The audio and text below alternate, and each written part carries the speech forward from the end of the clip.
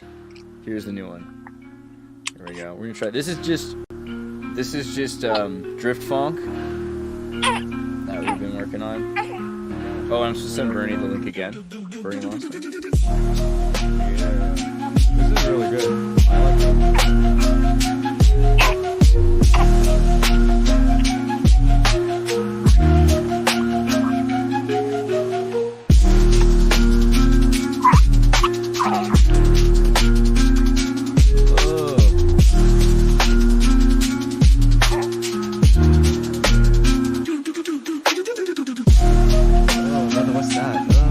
That's the scat. I put in just parentheses scat.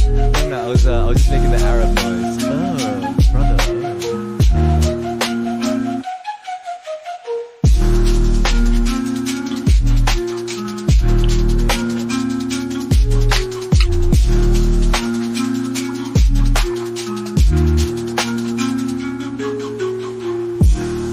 I really hope I don't get like too drunk before the 2 hours is up. I think I should be good. I'm gonna pace myself. I'm gonna do like a 1 glass per hour, and then I'll be fine. I'll be all right. I'll hold. You can turn it into a drinking game. I don't care.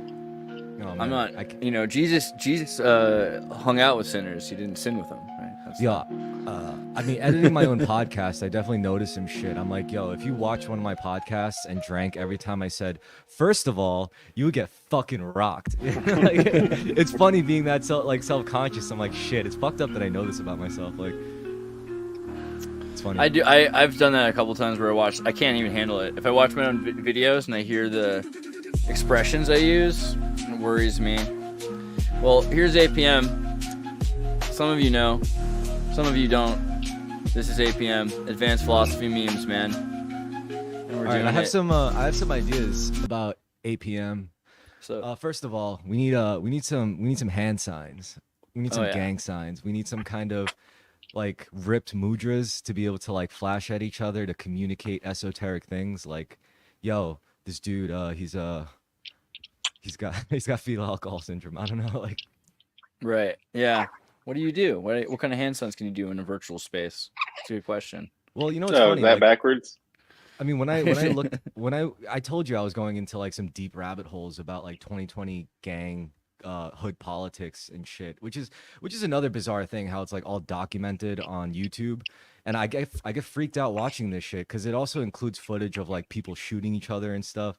And apparently, like, this goes on all the time because in Chicago, like around like O Block or whatever, or like one of these new hoods, like it usually ends up in a shootout. So it's like when both parties are shooting at each other, and even if like a bunch of dudes die, it's like considered self-defense.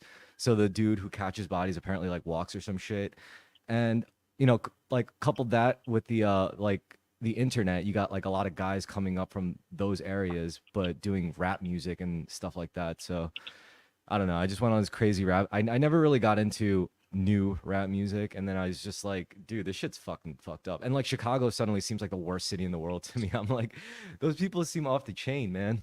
Yeah, Chicago reminds me of like a cartoon. Like most cool cities do, but Chicago's kind of like Hey Arnold. You know what I mean? Like, it just seems like there's, like, you know how in Hey Arnold, like, the kids are, you're kind of like, wow, those kids are surrounded by a lot of crazy stuff going on, but they kind of just live in that world and they're kind of comfortable with it. They're stronger and more astute, like street dogs or something like that. Chicago has that kind of vibe. Like, you can probably grow up in it, but if you're not from there, it's dangerous, probably. I mean, this stuff is also so well documented because apparently, like, they call it, like, when they while out, they start crashing out. And they do it always on like Instagram Live, so you'll see them like going crazy on stream, and then like putting shots out their front door, like hoping like some ops would come and pull up and like try to shoot them and stuff just for clout. And the fact that like this has all been clipped and circulating in these like weird web documentaries and stuff. It's like it's almost like a Marvel. It's like a cinematic universe kind of shit, which is probably fucked up, considering this is like people killing each other and stuff. I'm like. This is kind of a messed up dystopian facet of society, I think. Pretty crazy. And it's also it's all baked into like popular culture through the music and shit. And I'm like, there's some pretty cool people in Chicago. We have some good friends. Eugenie's in Chicago, and he runs like, I don't want to say track. He runs around Chicago. He does like 20-mile runs and marathons and everything like that. And oh my God, Vince is here, and so does that mean Kurt's here too, and so that means theoretically it's 8:01, and we could say that was all the intro, and this is the actual intro. Good guy. Advanced philosophy memes. We make good memes. Advanced philosophy memes. Base fucking memes. Advanced philosophy memes. We make good memes. Advanced philosophy memes. Base fucking memes.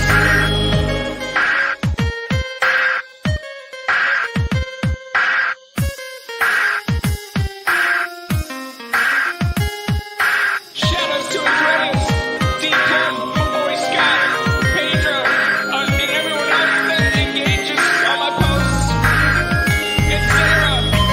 Keep it up, man. You'll get there someday. And everyone else from Queen Bees.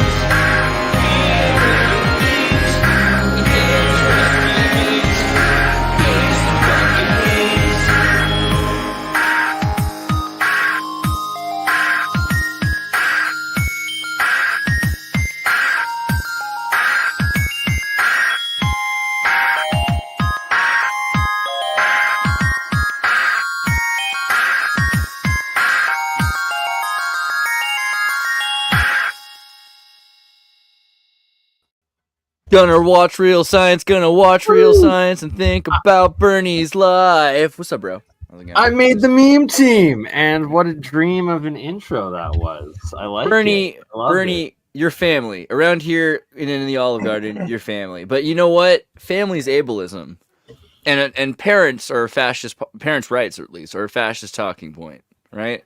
Some people felt feels about this. What do you think about this idea that parents' rights are focused on parents' power over children? Children's rights focuses on the needs of and the power of the child, right? Well, here That just in means that the Canada, fascists control it.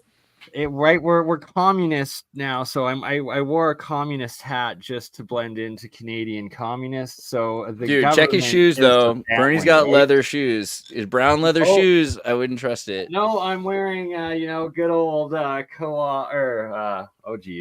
whatever Dude. Costco brand Fila shoes. Those seafoam Chocolates. lime socks were pretty good with the chocolate. You know, a chocolate is a really serious weapon though. In Honduras, the CIA trained them to toss them at their children. If you've They ever say been they're hit by so- your grandmother with a They're chocolate, so good that if you like run around a corner, even after they throw, it'll turn the corner and still hit you. you can do that. You can definitely curve a chocolate if you know how to throw. It's kind of like cricket, you know, in a lot of ways. It is I don't want to Matrix train reality. people. Do you know, like, Yeah. I wouldn't say that the chocolate is the best weapon because I know the yo-yo is better. Like, if you took a stone, wrapped it around a leather string, and you wheel, like, just if that's where we're going. But Stick. talking about sticks and stones, Andrew Just a stick. Vega. Look at you. that Look at Filipinos you, invented the yo-yo. man. Dude. This is my Chad. Yo, Filipino it's warrior, yeah. Filipino. I like it. You know what I love about Buc-ee's? What? I love the signs of Buc-ee's that are like 200 miles out from like, the actual gas station. Like there's a billboard like 200 miles away, like going like if you drive to Florida from the north. Yeah, like billboards. Yeah, What's a like, Buc-ee's? What's Buc-ee's? Oh, yeah. But there's a couple of them in that route, I know, but like it blows my mind that it's What like is it, 200 though? miles away for a gas station. It's a gas station, Gas station. and it's like How do you it's like a spell little it? bit ominous. It's like It's like the slowly- Disneyland of gas stations. There's like a buildup of the billboards as you get closer to the. Oh Buc-ee's. my It's God! Is this like- Bucky? Hold on. So like That's you not get cheap. past one billboard is like it's like don't you want to try salty meats or something like that? And The every eyes of Buc-ee's are upon you. Wow. every Yes, the billboard. Buckies are upon you. What's happening? Buc-ee's have Yeah, an app exactly. because And the that's next pretty billboard, creepy. it'll be like, come to Buc-ee's or we'll murder your entire family. Yeah, do they have It's like- merch? Do they got shirts? Dude, Oh, I'd be a poser Bucky's. if I got one though. There's- I there's might. like- I mean, I'm a poser. I got a there's bunch of gas cool stations all Aldi's and Lidl. I remember running into I was like in a town, and whenever I'm in Europe, I'll always go to a Lidl or an Aldi, and I'll try to get like sandals and clothes. Like I think the shirt literally came from a German grocery store. You know what I mean? Because it's like €4, and like it'll last for a long time. So it was made in China, bought in Germany.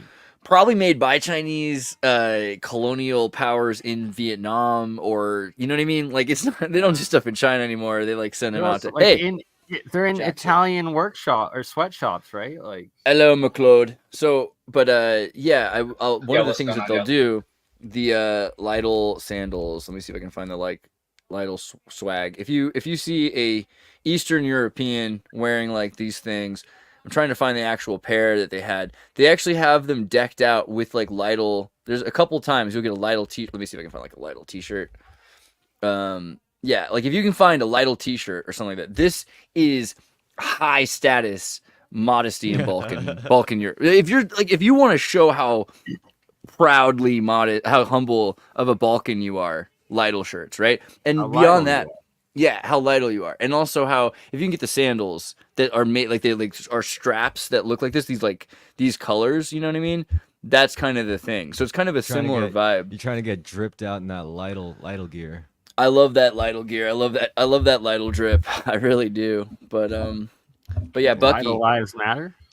Lidl, ever since 1982, one of the best years in history, one of the nuclear years. Is there a wiki about the mascot? Let's find out. I'm sorry, because I know, Kurt, you were trying to tell us like we all knew what this was. Kind of the way we all tell you the way you know, like you know how this goes in that movie. But we don't know anything about this, and I have to like deep dive. In Owned by Canada, Arch the- Beaver Applin III. Beaver. So he is a beaver, kind of like Orchard Supply Hardware beaver. So he's Canadian. I Well, think I can beavers speak- are. Go Oh, ahead. oh, sorry. There's like gas station cults all around. Well, maybe all around the U.S., but like so. It's Gas weird. station It's like cults. a weird byproduct of capitalism. Is like no one worships religion anymore, so you have to go to a gas station and buy a T-shirt. It's a really weird phenomenon in my opinion. But so like Bucky's probably, if Bucky's were to compete with every other gas station, it probably wins. You know, the cult of gas stations. But like in the Northeast, we have like Sheetz, Wawa, and Rudders, and like people actually buy into like the fighting over which one is better. But I also know people that are like from Texas, and they say that part of the reason why these gas stations have such an avid cult following is because they were one of the first businesses or gas stations that could actually give you consistently decent food without giving you diarrhea. And so like if people go from like 100%. I'm so Yeah. glad you're bringing this up. This is huge. This is huge. No, this is a really big deal. This is. yeah, and so I never used to see Buc-ee's till I moved to Texas. Now I see So it think all the about time. I no, was but not like aware gas of it until stations, recently. no, but we talked about this before. Gas stations replacing franchise enterprise, the way that you're not going to have your mom and pop shops anymore, and they need Denny's because Denny's is this thing that's holding America together. As in like at Alaska at 4:00 in the morning, and truckers going through there, they need to be able to get food. This is like the Roman roads, and people can't live off meat pies made of 6-day-old meat without having inspections. So having a system that governs itself, the only thing that makes sense is having the fuel stations. And I remember going to Louisiana for Christmas last year, and it was crazy. Most of the restaurants are gone that I remember from years ago. All there are gas stations with kitchens in the gas stations, and these are the most practical things. You will see this as society collapses. Gas stations will be the thing that survives, and that have restaurants and grocery stores. They're all going to be out of the fuel stations, right? So Canada, every Petro Canada now pretty much has like closed down to renovate to have an A&W attached to it. So that's exactly with what you're going with. Well, we have Yeah. we have Yeah, I same can thing totally with Tim agree with Hortons. that. We have Being a whole on bunch the of Tim road. Hortons everywhere, so it's the same thing. Like it just Well, so Esso's Tim Hortons in Canada, and then now Petro Canada is A&W. So it's like they all have their own little brand. Yeah. It's Interesting. Ambergers and Woot beer. Is A&W no longer I owned guess. by Yum Foods anymore? Is that Probably is that it? is. They probably just bought out Petro Canada, which is owned by Suncor, which probably they own. Because Yum Foods was so the Pepsi and Frito-Lay created Yum Foods as a spin-off so that Pepsi didn't have to own all the companies it was doing business with, right? Like they were like friendship. So A&W serves Coca-Cola, so they can't be affiliated. All right, with so they Pepsi must have. anymore. There must be a thing where they. Yo, guys, I have a question. What do you think Sure. is better, Waffle House or IHOP? Ooh, IHOP it's along two different all the way. classes. I think I had IHOP once.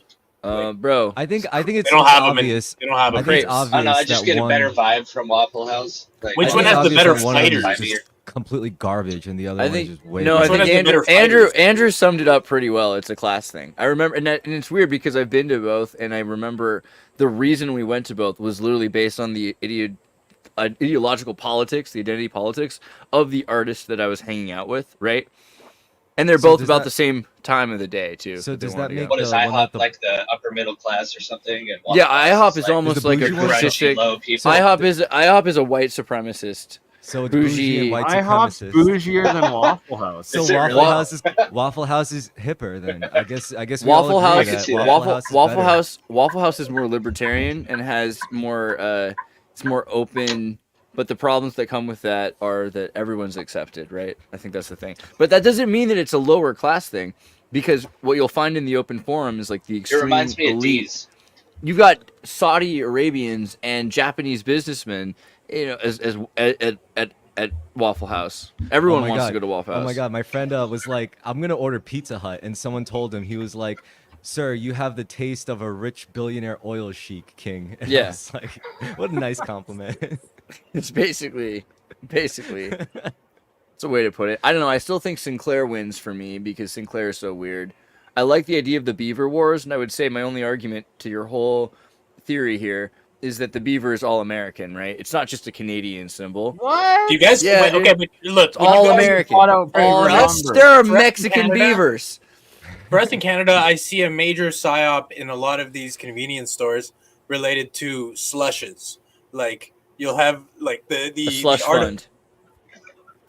The Slurpee slush fund. the slush in there, and there we have ads that depict things like it'll say things like gel ta face, which is a euphemism for like get high off your ass basically.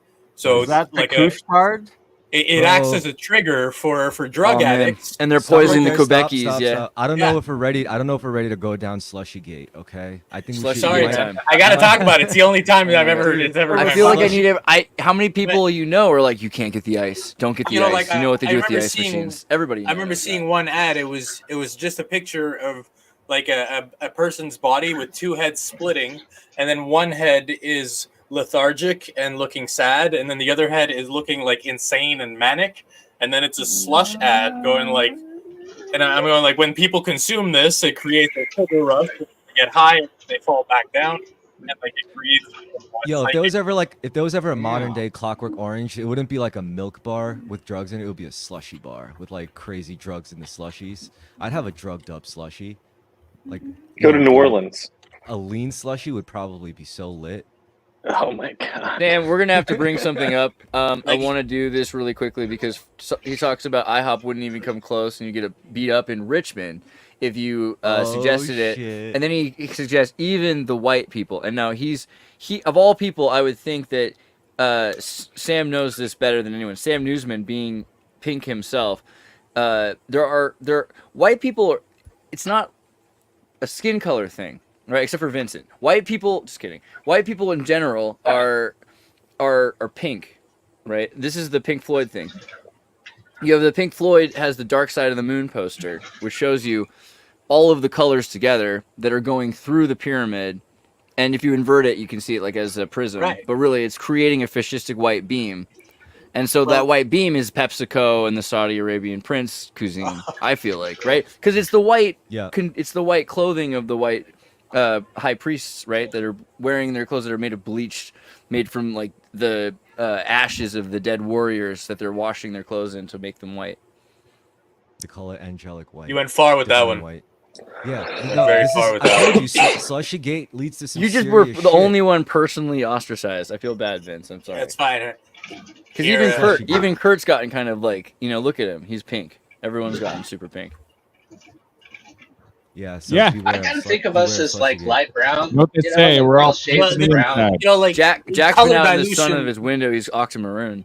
You know, like in paint, when you have That's like right. a black, you can dilute it, and then the black will become something else. And usually, it's like actually red, but just pushed to such a high darkness. And like a black person is actually, What a great way to stutter it's, out. if Holy they shit. if And you dilute their Sam- melanin, eventually they become like, you know, reddish brown until they become pink. Albinos are like see through, so it's kind of they're pinkish too. So Sam is saying that he heard that all humans are a shade of brown, but South Park said it's all shades of gray, right? Aren't we 50 Shades of Gray?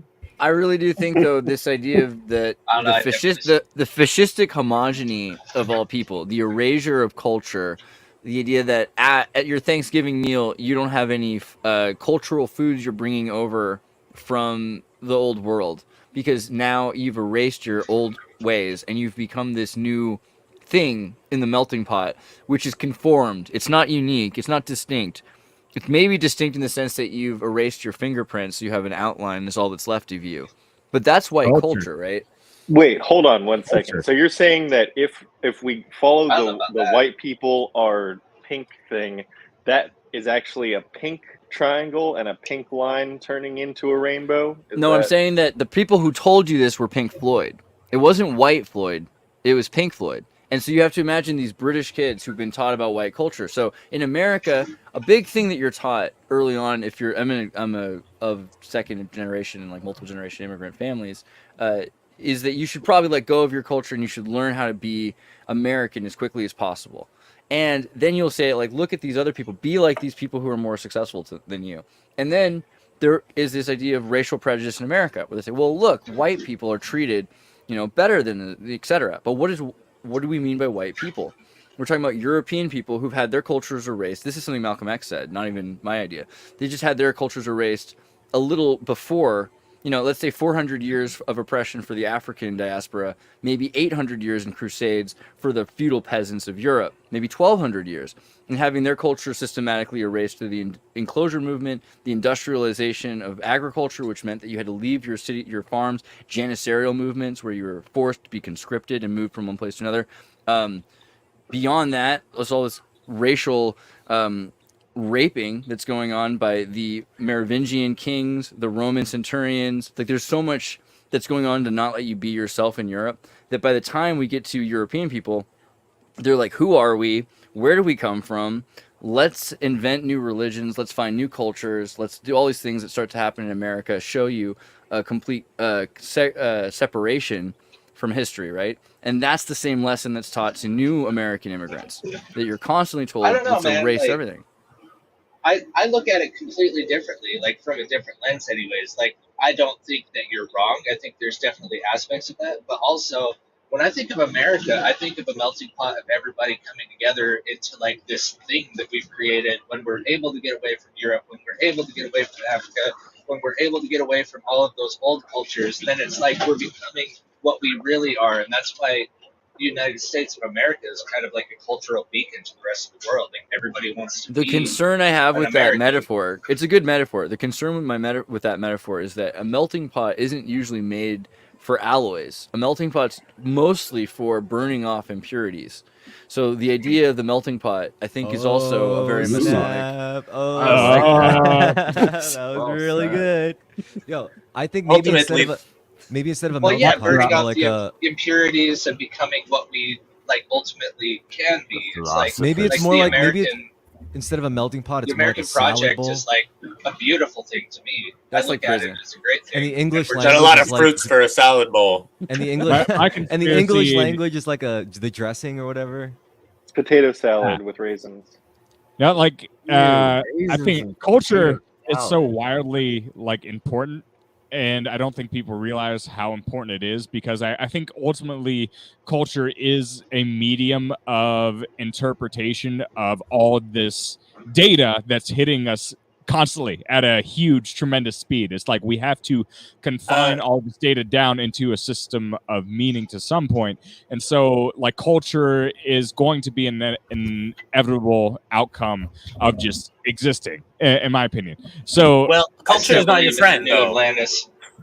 culture can be your friend. Culture can be your But friend. no. Culture is not your friend. Culture is a tool, and it can be good or it can be bad. But it's not your Tool can friend. be a And friend. mistaking it as your friend, it becomes akin to worship, where it's like, I'm going to worship these cultural icons. I want to harp on Yeah, that you have point. to- I What do want to you harp think on of that this point. culture? I think that's important. 'Cause you think of George Carlin, right? And you can say, I It's was a watching. McKenna quote, by the way. I was great. I was watching a number of people talk about how comedians influence them, and then talking about George Carlin influencing them and how it pivoted the way they thought about things.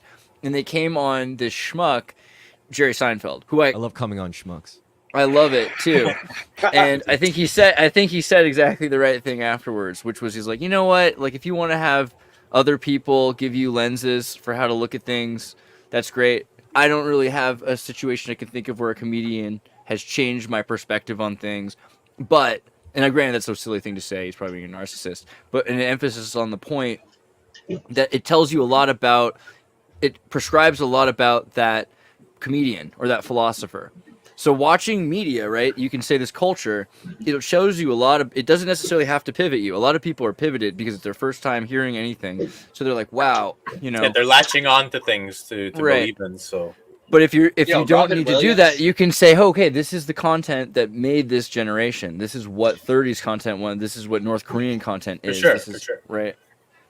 but by that Right, way, we Donald can map Duck, out World War which II is not a psyop nice Donald Duck. we can map out which psyop generates which type of generation. You know, we can be like, look, these types of shows about these types of topics with this sort of vibe generated this sort of consciousness as an adult, and so on and so, as a parent, as a next generation, like, influencer. And one of the you know? qualities of that's concerning is you look at 1930s, let's say, content and the way it was ascribed and prescribed to culture. You'd go to the movie theater, you'd see several of these films. They're classical, they're shot on film, on silver, they're beautiful. And Buy they're designed to war last. bonds. They're designed to last a long time for that purpose, though, right? To get you to invest in the ideology of the wartime that's securing the silver and engineering the chemicals to make the film. Today, though, we have content that just comes out every day, all the time. You don't even have time to really reflect on it, let alone to cherish it. But I think that's the role of the internet, really, because the internet is where people map out sort of all these things about every single topic. Like, if you go on YouTube and you look up any movie, people make documentaries about every single movie. And so you can find that sort of deeper reflection, and then you can reflect. It's actually better than watching most of these shitty movies, but you can actually reflect upon what is the content that they're trying to put inside the head of the next generation. And, you know, I think that's the whole point of this. Well, but you know, like, sorry, go on. No, I was gonna say a good example of that is Netflix, right? Where it's like, I joke how if you add a comment feature to Netflix, people probably wouldn't even watch this shit anymore. They would just go on just to talk about just to talk shit, pretty much. Well, that's It's what the silly YouTube... to say that culture is worse than it was. I mean, because if you think about it, I think culture's a process, so it's not worse. It's just it's part of the process, you know. And we have things that we need to get over, and we have things that we have to work through. And that's what culture is for. It's to help us reflect. There's a romanticism that injected culture or like spontaneous culture, because there's different aspects. It's all the same. Yeah, because what is nuanced, but yeah. The thing is, what is inserted in culture is spontaneous for the person who inserted it. So it's all spontaneous. And corporations are persons. I think though, the corrupt person is an artist too. You might look at You might look at the romanticism of the 30s, like I was trying to do, and say, "Wow, look how much better it was." But then, if I think about it for a second, the quality of content that existed then versus the quality of content that existed now, there is a crossover of really great things that still exist, and we're constantly focused on the crap, right? Maybe that's all it is. Well, what's the role of storytelling in culture? It's to build. It's to build characters for us to emulate. It's to teach children. It's to teach people how to be, and it's to teach people the human experience and to help them reflect upon it. So the reason that we're creating so much is because we have an imperfect mythological structure. We don't have Christianity. We don't have Islam. We don't have Hinduism. I mean, we can have them to some extent, but it's not enough for most people. There's an existential void there for most people. So we try to, we're trying to basically, through fodder, generate an adequate mythological structure. It's like That's why every we have single stuff like Neo. one we Gotten a little try isn't good enough. You put it that way. It's like definitely- Star Neo Wars. is our Star Jesus. Wars is good because Neo, the Matrix, all these stories. I mean, Lord of the they're Rings.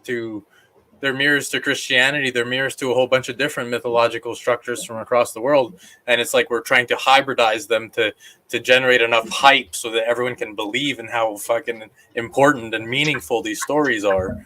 But since it's entertainment, people just consume it as a sort of like afterthought. Like, oh, I'm going to do this on my way to tolerating work, but that's what religion was. Capitalism And Makes I me think- think of Unbreakable. That was a And that's- great movie. That's why there's all this, like, what's being labeled as wokeism in the Netflix production camp, because there are only a handful of stories, and the only way to really reinvent them is by instead of making the hero or main character a white dude like the Matrix or Star Wars or whatever, they make it something else that these people the representation thing. It's representation. But we could do it so much Sure. cooler. I don't know. I feel But- like that's the problem. Oh yeah, The no. thing The is- tokenism is the mistake for sure. There is a way to do that in a way Yeah. that serves the art. It's like they're trying to cheat. They're trying to circumnavigate the rules of storytelling so that they can basically just insert whatever they want into it, and no one should care because gaslighting. Basically. Yeah, but like even what's weird about that, like even tokenism worked better in the old days to me. Like the Black Knight, which is a play on the Connecticut Kid in King Arthur's Court. No, and it has 23 on his shirt, and it really follows, like you say, the story, Mark Twain's story, perfectly. It's not very different than Bing Crosby. It doesn't have a musical, which I think is a shame. To be perfectly honest, this should have been a musical. It should have been a hip hop musical. Could have been. Yeah. Martin Lawrence could have done DJing, it rap. There could have been. It would have worked better than like Assassin's Creed. Is Yeah, this all movie I'm was trying to sick. say. It would have worked better than Assassin's Creed because it was well delivered. It was perfectly timed. Yeah, it was produced properly. if you look The at like seasons we have Shawshank, weren't the same. if you look Find at a high Shawshank definition version Redemption, of that poster. if you look at Shawshank Redemption, they replaced a ginger for Morgan Freeman, and it worked well because apparently back then people didn't care as much. But also, it's Morgan Freeman, and he's delivering like an all-time classic performance. So I think the quality is the true determining factor whether or not woke can be inserted into Nobody would something. care if it was good. Yeah. Exactly. That's good. It just make it Cheers. make it good. It's like representation in fighting games. People didn't care what the character was as long as the character was good, and the fact that it was a good character made that representation work. Yeah. I Which often is why play it was the women horrible characters, to be honest. Well, Sonya Blade stood no chance against Goro. Let's just say that. Yeah, but I'm all about talking Yeah, but- talent. But Shiva, Soul Calibur. This one wins. This one wins in the AMP Facebook group. My God. Congratulations, Colin. I did that one. I don't know, man. I think that's pretty good. I'm a fan. But I felt bad because Kurt, we were talking about parents' rights, and also I think we got cut off there at a second. Was there? You want to try to pick back up? Could you do it? You think you could? Oh God. I don't think I talked much about the parents' rights thing, unless you're referring to. No. I think you just said I cut that. Never mind. You were saying though. What were you talking about? Bucky's. Well, yeah, we went on to Buc-ee's. gas stations. We started talking about culture. I think I said everything I want to say about Buc-ee's. I think it's funny. But we got onto the culture subject, and That's right. I honestly like my favorite conspiracy I don't think that England, I think England knew they were going to lose the Revolutionary War, and it was just like kind of show that they showed up at all. To be honest, they don't really care that they lost because they knew what the U.S. was going to become, and I think the like in hindsight, like like the U.S. economically it did take off, and there were a lot of things happening in the world that coincided. So yeah, seeing what the U.S. is now, it seems like is our modern society collapsing? And I'm not saying England is really better off right now. I'm saying throughout that whole process, I think they knew the entire time what happens when you secede. When you secede from essentially what is the norm, I guess, you take a humongous risk, and you can watch someone go out there and take all the risk and have none of the liability. And so you have the U.S. going off and making all this innovation, all this economic activity, and England, honestly, they can just kind of piggyback off of it and start trade, all of that stuff. So I don't think they actually ever intended on winning the war. And the crossover of that is the U.S. does feel sometimes like, how do we have an identity? It's like we built up very quickly like this kind of fragile identity, I would say. I think a lot of us feel a very fragile sense of collective identity because of how quickly our nation formed and how quickly it went well. But it's like we can't identify with things. So that's why we have things like Buc-ee's now. We have to wear these, sorry, I'm not insulting people that wear Buc-ee's t-shirts. I'm saying it's like, we have to have some sort of symbolism that makes us feel like we're representing something, but we don't have anything deeper. It's like really, really surface level. So, but I will say, if they wear it on the show, they're totally legit. It's probably in a just little bit like of go local sports team go. Maybe we need to like go. Yeah. Maybe this meaning crisis is meant to make us go to like the next level where currently we're divided arbitrarily, really based on divisions like countries or political parties or even products that we prefer, bands, whatever, But maybe like the point is that we're going to get to the next level. Maybe we need a recontextualization of meaning, and that'll happen when we get off planet. Once we start being like, hey, we have global meaning, we have like a reason for to unite under a global banner, then maybe we can actually give a shit about each other instead of just being like, hey, you're on that side of the ocean, therefore you're a dick or whatever. Like, I think that would happen I think that'll happen to a degree once we start really going towards like a really open and a substantial push towards things like that, like space exploration or just some sort of like greater project that involves everybody. I think, or even just alien contact. Alien contact would be neat, but space colonization would ultimately lead also to hyper racism. Basically, what's going to happen is you get like a population of people that were growing up in space or born in space, raised in space, made to live in the harsh conditions of space to pretty much labor for the space Nazis. We know all about space Nazis. Well, okay, but like on a more realistic note, or not even more realistic, but just on a practical sense, people do live in different places and get epigenetic changes. So if you have super soldiers that are being genetically modified living on islands and they're 20, 40, 60 years out from us, they could have a completely different culture, completely different environment, completely different food. The lack of the things that are destroying. Yeah, the island is a thing. So I feel like that's not even something that has to be so far away is what I'm saying. It could be something that's very common already. The modern version of an Epstein Island would be like on the moon or some shit, like in a space comedy. But I mean, Epstein's got the mansion in New Mexico. Like, I feel like it's probably more likely that you're going to see. Here's my bigger conspiracy. Look, unless there's American Indian reservations. Wait, Vince, you're gonna love it. Native American. Bernie, you're Canadian too. You're gonna love it. Native American reservations as super soldier cloning bases for Epstein. Think about it. Exactly. You have a bunch of these. But these are all cloning and genetic research in Arizona. Because on a Native American reservations that are controlled by the Bureau of Land Management are not under the control of the United States government in the same way they're under this agency. So anything can happen, right? But this is still on the microscale themselves. Like Canada, native reserves are owned by the natives. The U.S. they're owned by the BLM. Yeah, I don't Yes, think they're yeah. actually owned by the natives either. The thing is that the natives are put in authorization of governance over the lands, which are controlled by the No, what's it they're called? independent nations within Canada, supposedly. So are I the think so are For the now. nations. So are the nations in the BLM lands. So that's I don't know. So we were the Hawaiians before they burned them we all have to down. do a full episode on that.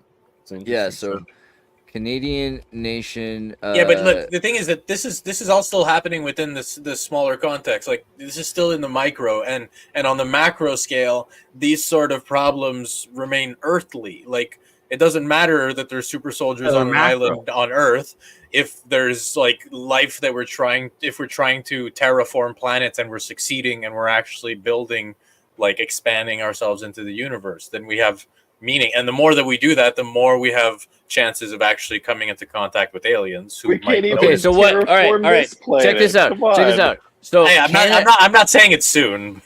All right, I'm really excited that you guys brought this up because in Canada you guys are super cool and like progressive, right? So you don't have a Bureau of Land Management. You guys think you're too cool for that. You have a Crown Indigenous Relations and Northern Affairs of Canada. This is it's the crown. the Cernak. Yeah, so it's beyond. You're like, oh, Canada doesn't control that land. Oh, No, you the UK sneaky can. devils! You sneaky devils! Because the Yeah, Crown does.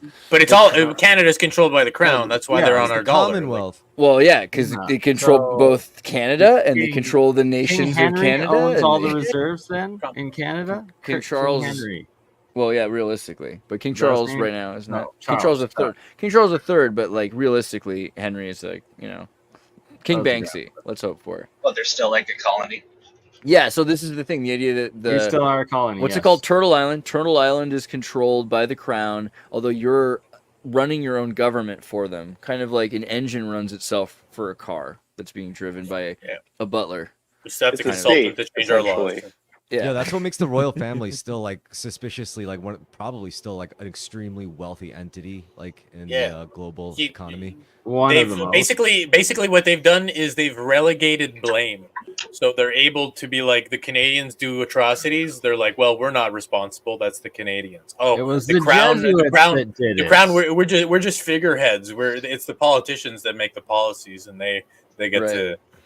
But they get to Yeah, We just basically put our and face it, on basically them, that's all. the way it works is if Live a like nation and I'm not a Canadian nor a lawyer, but it looks like the way it works is if you're a First Nation that wants to opt out of the certain amounts of Cernak land management, First Nations who want autonomy can apply for a license.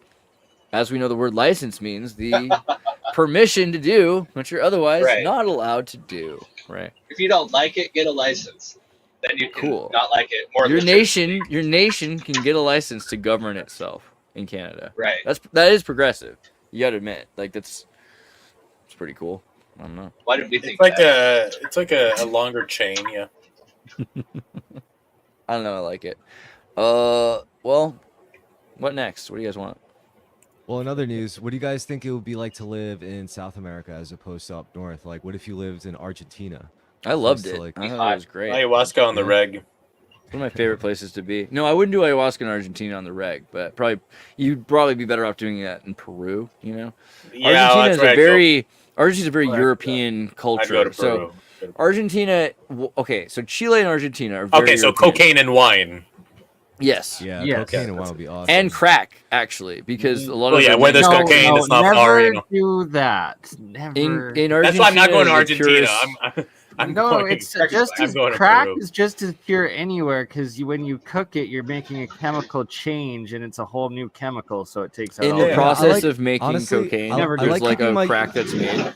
I like keeping my drugs as like analog as possible. You know, like I like It grows in the analog ground. natural. Rule number Bolivia. one: grows in the ground. Bolivia. Chew the coca leaves. Just go to Bolivia. You Yeah, son You of know, a if bitch. it's from branch, Like a koala. if I could take it from the branch and get high from it, then it's decent. You know. I You was have to chew really fast.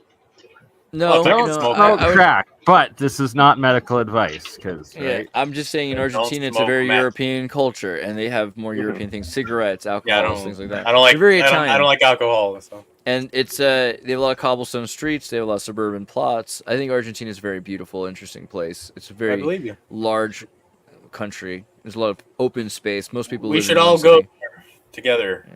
Should all Oh, I yeah. mean, it's certainly more I lush agree. south of the Let's do equator. it. Yo, When speaking of which- are we having our first gathering of the wait, I was just gonna ask that. Like, what would you gathering guys of the say to Juggalos? Put yeah, it like a meetup together. or something like next year, or I don't know. I think In like Peru. Montreal.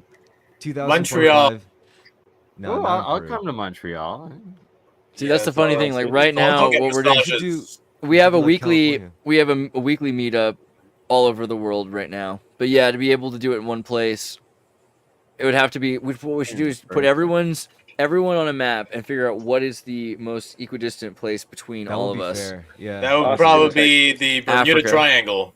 I'm into that. It's actually pretty good to go to Bermuda. I like Bermuda. It's a Let's nice scuba place. dive Oh, and good. The find that Bermuda Atlantean Triangle. We have to go pyramid. in the water.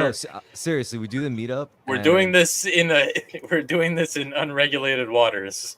Only, yeah, it's probably Might be Yeah, the Kansas, but best. fuck Kansas. Oh, can we find an like abandoned oil rig that we can like take over and then just permanently I don't have think you'll find Xrtus that Party on rig! radio? I don't think you'll find that on Airbnb. Yo, I just saw. We should do it at the billboard that island we had- want to take over. It's true. Yeah, It's of course. Let's go size. find the Super Soldier Island.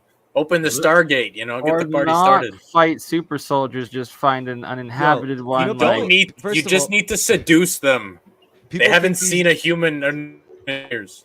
People Yeah, think where's these like Gunwoo? 2 generations in of CRISPR enhanced super soldiers like are like so far detached from our society and culture. I don't think so. I think they know all about shit. I think they know how bad Space Jam 2 was. I think they know about like fucking Rick and Morty. I think they know about like Depends how Animal isolated House. they are. If I they're don't think if they're they're that like in isolated. government facilities, then maybe not. You know, like if they're heavily monitored, because if they're put out in society, you don't know. They make shows about this stuff. You know, like you have shows to talk about these sort of like government facilities that house these children and that they keep them sheltered from the world, and then they kind of create this false culture for them, and they treat them like in a there way was that'll try there to was- regulate their powers. I only like know of one ancient contact oracles, story. right? The I- virgins, they No. had to keep them separated. No, sort of apparently, thing. apparently these guys are like actual like kitted out like commandos and shit. Like there was one instance on the Sean Ryan show. I think it was this guy that claimed he was in the Marines and he was deployed to Indonesia responding to an earthquake, and allegedly that earthquake was caused purposely by like one of these companies like Raytheon or whatever, and that Marine apparently saw like, as they made contact with a UFO just like floating silently, ominously, they got approached by like a highly coordinated unit of like just blacked out, no insignia, but you know, they had like high-tech stuff. Like this was like apparently in 2009, and he described how they pulled out like devices that seemed like a cell phone you'd see today, and just weird things like that. And then I hear about like CRISPR soldiers, and I'm like, huh. Oh, Men in there's- Black. Yeah, there's like a Well, distinct possibility. And the way they We've were had these talking, he stories was for a long like, time. he was like, apparently they were talking like a lot of shit. Like they were like, yo, well, we fucking I wonder- smoking, you know, like, what are you doing out here, boy? Like, Oh, you're it's not- you're I not wonder coming if here, like man. I wonder if artists they can like psychically detect the sort of like aspects of culture that we can't see normally. Like, you know, like someone generates a story about super soldiers somewhere, and he's actually tapping into a real aspect of the world, and it's like just like a psychic conduit that can actually tap into other people's stories, whether throughout history or even in modernity. A type of you know, like- channeling, yeah. They're high Yeah, security. like That's there's gonna so be many like- stories. in like Culture 10 should be Like it's all true to in a 10 years, Disney's gonna have like a made-for-TV movie But that's the- gonna but this- be about a guy with a Neuralink that gets struck by lightning. It's gonna be like the Neuralink who wore tennis shoes. The spookiest Isn't that part- Orgasmo? Extra. But the spookiest part of the story, honestly, was that the UFO was like gathering up like people to just kidnap. Who knows what they're doing with them? Maybe they're trading them away to aliens. Maybe they're Slavery. yeah. Maybe they're Essentially. selling them to intergalactic slavery. Who knows? But like Breeding. the scary idea would be like if you had an You're entity making them that could, into. it would be super crazy if you had an entity that could cause natural disasters, right? And then that They're would trying just to- be a cause for a bunch of people to go. Yeah, The, just a bunch of people will go missing. In the Neutrino latest detectors Alien supposedly. movie, spoiler, in the latest Alien movie, the point is like they make Is like that a out now? human alien hybrid, and so it's like Nice. Like Sort of every like- alien movie so far. I that's pretty much what it is. But they keep Spoiler. reoccurring with this theme, you know, and so it's probably not for nothing. Like I like that movie because it's like they're getting closer and closer to the merger of species, and Species is the best alien movie. Like it's where you finally get to the point of what alien's supposed to be. I don't know, man. E.T. was Tell pretty us about good. that a little bit. You ever seen I haven't Species? seen that one. You never seen No, I never Species? saw Okay, Species. so like What's the the big best deal? I I want think to know. That's Splice- fascinating. the best horror movies are about women because if you think about it, you're trying to make a movie about like the ultimate cunning predator, and so a woman, especially a woman becoming a mother. Here we go again. The hunting gathering thing like you guys do, nothing. Sigourney nothing. Weaver. You got to think about it. No, like even so that's okay. So let's start with that. Alien is about abortion, and we all kind of know that. It's about someone who has an unwanted pregnancy and she's trying to abort it. Yeah, and there's even a scene in the movie where she pushes down to the. It's like abort. You Look, know, like I'll say it definitely has those strong parallels. there's a lady with a cat. The whole movie's Like, about a but lady with a cat you know, who the thing chooses is- a cat over a baby. The Let's thing be is- honest. the thing is- It's about how I she think thinks that things the could baby be- is no, his no, ultimate I monster. think you're right. I think More you're than right. one I thing just at think once. I think you it's know? a multi. I Like- think it's a multi-meaning Yeah. story. So I think it has multiple Right. layers to it, There's including layers. that one. So It's definitely Ridley that is Scott's definitely It's Eraserhead. pretty clearly a feminist trope about abortion. I don't know. I can go deeper into it, but that's not the point of this. My point was that there's a more interesting movie called Species, and that movie is the ultimate alien movie because they say, okay, SETI gets a signal from an alien race that wants to produce this genetic hybrid with humanity. They send DNA data down. We merge it with humanity. We decide to make a female, and the joke of the whole plot is that because they thought it would be more docile, which is like because obviously a lot of these patriarchal scientists are in a lab alone with other men, homoerotically and platonically related, and the only women they see are subservient secretaries that will do whatever they have to do, right, in order to exist in that world. So they don't know that women aren't really docile. And they end up creating this ultimate predator. And this predator goes out and tries to find a mate to reproduce as quickly as possible so that she can hive colonize the earth. Nice. I wanted to mention that testosterone level. You know, we were talking. We've been having this discussion since that boxer knocked out that person. Yeah. And Our I beautiful want to say that champion. testosterone levels isn't what determines in nature if something is masculine or feminine, because there's plenty of species that have females that are stronger and bigger, and sometimes even the protectors. So this sort of thing isn't the determining factor, and I don't know. That's what made me think when you were saying that it's the ultimate predator, because definitely some female predators in nature are extremely powerful compared to their male counterparts. I liked. Apples might be the determining factor, though. I think the determining factor is chicks that usually have it, though, genitals. I would think. Well, that's That the might funny help. thing about hyenas. Show me your genitals. Like if Your you can genitals. get them Show me your pregnant, genitals. it's a major Your step in the genitalia, right. what? It's a major signal. Genitalia. What? Yeah, I Women don't know. Shout out to stupid Jean and I don't Lajoie, by the respect way, a them. Montrealer. I think that That's you know, right. I thought it was funny. I don't know if I can find where the Is that meme was. Meghan Merkel? So Chris, God. So Chris or somebody from Spain posted like I'm trying to find it all fast, but there's just so many things that have happened in this group in such a long time. I'm gonna give you guys a seizure just trying to look through this group. It's blown up in the Oh last my- month too. It's going well. It's going well. I do what Oh I my can. God, there's a lot of posts. Try to post a Holy lot of garbage. cow, guys, this is a Stop lot. posting so much. You're It used to engaging only us. be like It's 10 a day. It's Now way it's like too much engagement. 50. I can't even get. Okay, God, you here it need is. money. You need Jesus, Mormon Christ. That took a long time. So clocked, as these dudes say, beauty is a form of expression. It's also an act of forgiveness. This was hilarious to me on so many levels because what does it mean when someone's that afraid of everybody that they start projecting everyone as everyone else, right? And so that's why I thought like the future is just saying that like everyone trans is everyone else and the Eurovision star is the boxer and Olympic hero. I don't know. Am I wrong? The future is Goobacks. wait. Because like what the heck? Because like Carlos legitimately thought that this was the Amman Khalif boxer. Yeah, Hey, I was I gonna don't know, it say could've been. that's just someone with a 5 o'clock shadow that they got. No, like isn't that? Look at the hand hair. Like this is obviously not the Oh, same person. What As- did someone's comment was like? It must be a Sally's apple or something. They're Oh, like, that was Sounds Shirley's solid. apple. It should have been an Yeah. Eve's apple, no? Cyrus Vesey, and I was like, this is a great meme now, because Carlos is like, who is it then? And it's like, I can't even tell. Are you serious? Do you not know, or are you like saying that all people are the same to you? Like, which is also like an art. Like that could be his Yeah. point. I don't know I if don't I see miss. faces. It might be I misread it, but like, are you trying to say like you're unable to have pattern recognition?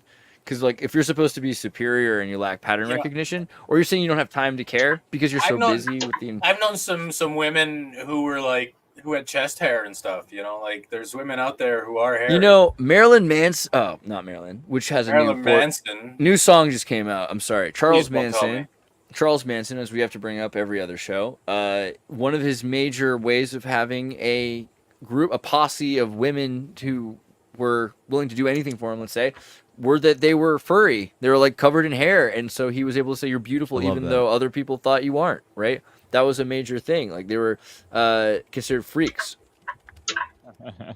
Indeed. But you know, I think there's a question of balance, because grooming is just part of nature.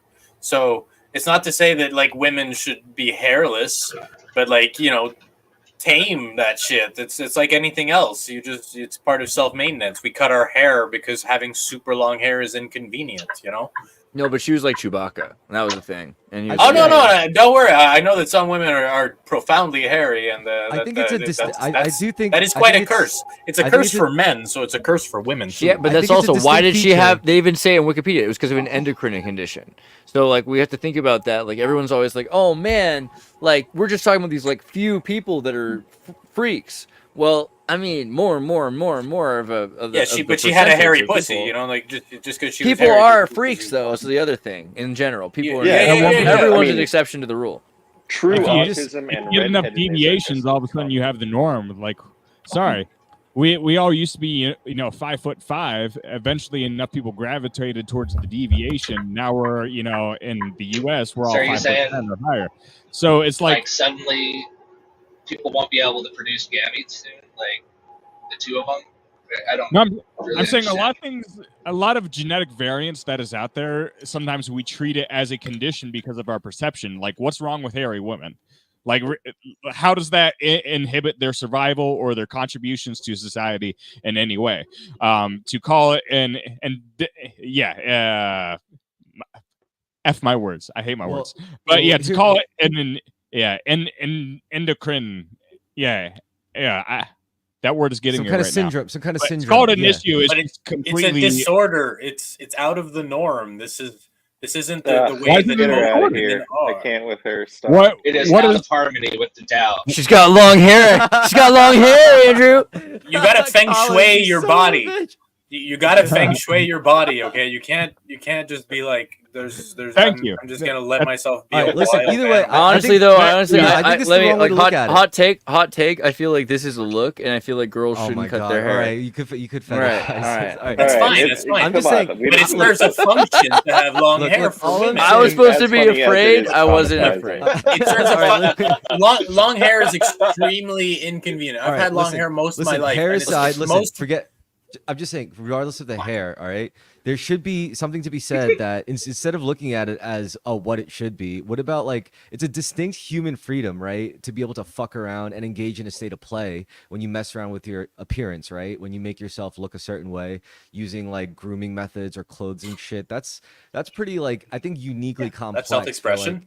Yeah, I Yeah, like and it when people look like psychopaths. Like, it's my favorite. I'm just saying, I'm I think serious, instead of like looking for like syndromes and like what's like, what is it, pathologically out of the norm, you should really look at it as like a state of play. Like how and what ways can you like fuck around with it in a way that you like it, in a way that would make you, I guess, like at least feel more aligned. Because if you feel more aligned, then you could think more aligned and then you could act more aligned, which is really what it's about. I mean, you could try to look a certain way for status, but that's gonna fade away really quickly. So you might as well try to like cultivate, I don't know, whatever in your life, like aesthetics to Yeah, try dude, to I hope that promote what comes out of alignment. this is a higher sense of individuality. I think that we're playing with new ideas and trying to go into new directions with like the way society is able to surpass the norms, and I think that's good. That's a healthy thing, and I think that's a beautiful thing. And I think that we will sort of what we're doing is it's like a free for all right now, and what will end up happening is we'll evolve from it, and it can only lead to good things, but it's very confusing right now. Can lead to bad things too. You know?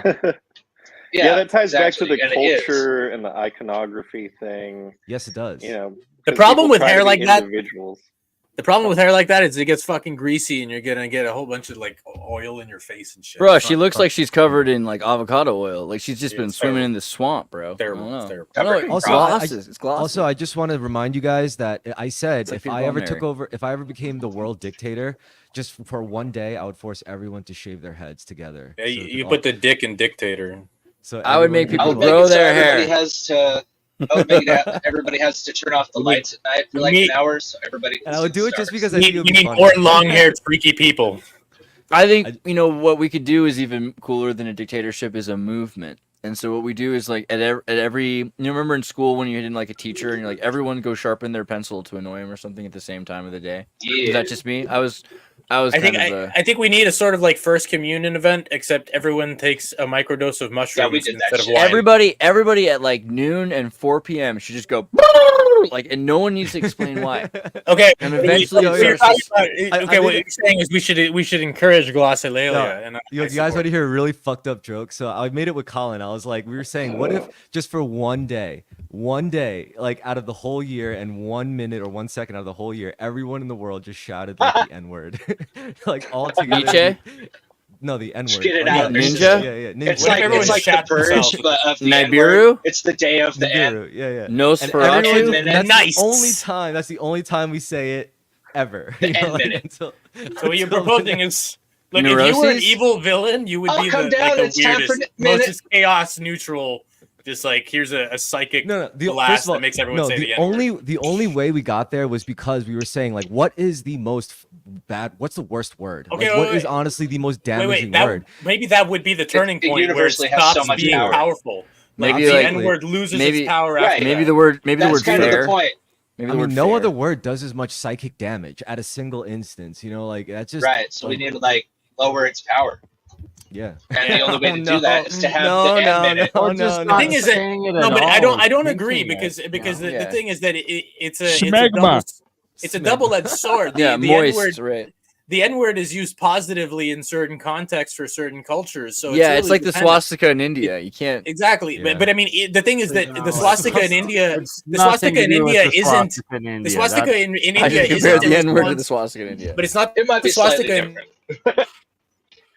What is it? It's not. Because It's not a one response to Hitler. is a Like it wasn't done symbol. as a response to Right, that. So right. It wasn't a response, right? the N-word is actually a word that they took back to try to make it their own power, but eventually it has to go away. You can't have 1,000 years of a certain people can't say the N-word while another people are like, yeah, N-word all the time. You wanna literally bet? We'll all the see. time. And it's like It the makes no slums sense. of- It's literally just Their linguistic society. segregation. I that feel we're like just I feel like that's forever. one of the weird ones for me though, because it's like Imagine of all the things I can we get say, off planet. of all the We- things we're- like of all the things I can't do, you know, my not being allowed to say the N-word isn't the one that's on the top of my list of worries. to me, it's not that important. It's just so Unless you're absurd that at some freestyling point, rap like, battles, then you're screwed. And I you're actually gonna have lose. nightmares about it. people go to Spain and they freak out. I'm just visualizing that. And he wakes up and he's behind the wheel of a 50. He's like, oh, okay. Thank God I'm just driving on the road. Okay. God, that's a horrible nightmare, I guess. Honestly, I I don't think know. I think Colin like has capacity for some very deep conversations because he spends so much time on the road in solitude, and I'm just sitting there like just milking conversations from him every minute. It's like, hey, Colin, what do you think about Oh, this man, fucked yeah. up idea? Yeah. Oh, I'm Oh, sure by the someday. way, I have time. Let's talk about it. Yeah. Colin, When I was- what is the most messed up N-word experience you've had while being on the road? Most and Wait, the one that he most made or someone end-up else made? experience. No, the one that's leading to these nightmares. Let's give you some group therapy here. Let's get to the root Well, cause. okay, so the nightmare was that I was in a rap battle at the end of the world, the apocalypse, and I got into a rap battle with the top G of the whole world. Like he Is was it the like, devil? It was like No, it was So that's the now irony. you It was The literally N-word, so you lost. it was he was Winnie the Pooh and it was Tigger, and that was why it was such a problem. So I really wanted to freestyle in our rap battle, like using the N word, but I knew that I like probably shouldn't, and so it was like no. But you dude, wanted like, to be that's you the were only way to rapping make with the ultimate Tigger, but you rap. wanted to be the bigger man. right, Tigger bigger, and you my friend. Here you go, Except- Digger. And in the audience, there's a lot of people that were sniggering at We're you working for as a saying rigger. it.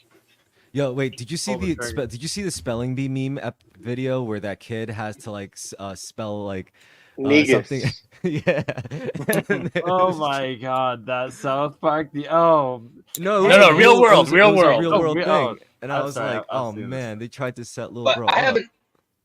haven't seen look on the kid's anybody face. be overtly racist on the road. I have seen somebody that was like really impatient with somebody once. They were ordering a sandwich and they were really impatient because they didn't know the name of the tomatoes or pickles, and they were like, "Oh, the cucumbers," and she's like, "Pickles?" And like, so I was sitting there and I'm just kind of watching aloofly, like, okay, like what's up with this lady, you know, like why she got to be so hard on this guy? Like, just let him point to the freaking vegetables, dude. Like, Yo, but what I decided to do, I was Wait, telling I Chris got- about it, is that instead of being hard on the lady, like, and making her she was clearly having a bad day. So I was like, okay, so I'm either going to be hard on her for being hard on that guy, or I'm going to take the situation and try and make it a better day for her. And we ended up laughing, and that was a good time. So that was the most racist thing I've ever seen on the road. So You know, it's aw. like Shane Gillis says, That's actually a heart lift. David. being- That's the worst. being Steve racist- Stevens turned it positive. being racist is kind of like being hungry. You know, like you're not racist right now, but like a cheeseburger can cut you off in traffic, and suddenly you're hungry. You know? I mean, yo, in it New is York true. City, Like it's if you almost like go a to the myth. rhyme like I'm sorry, if you just go to the rhyme dictionary, there's a lot of result like digger, trigger, sprigger, yeah. rigor, vigor.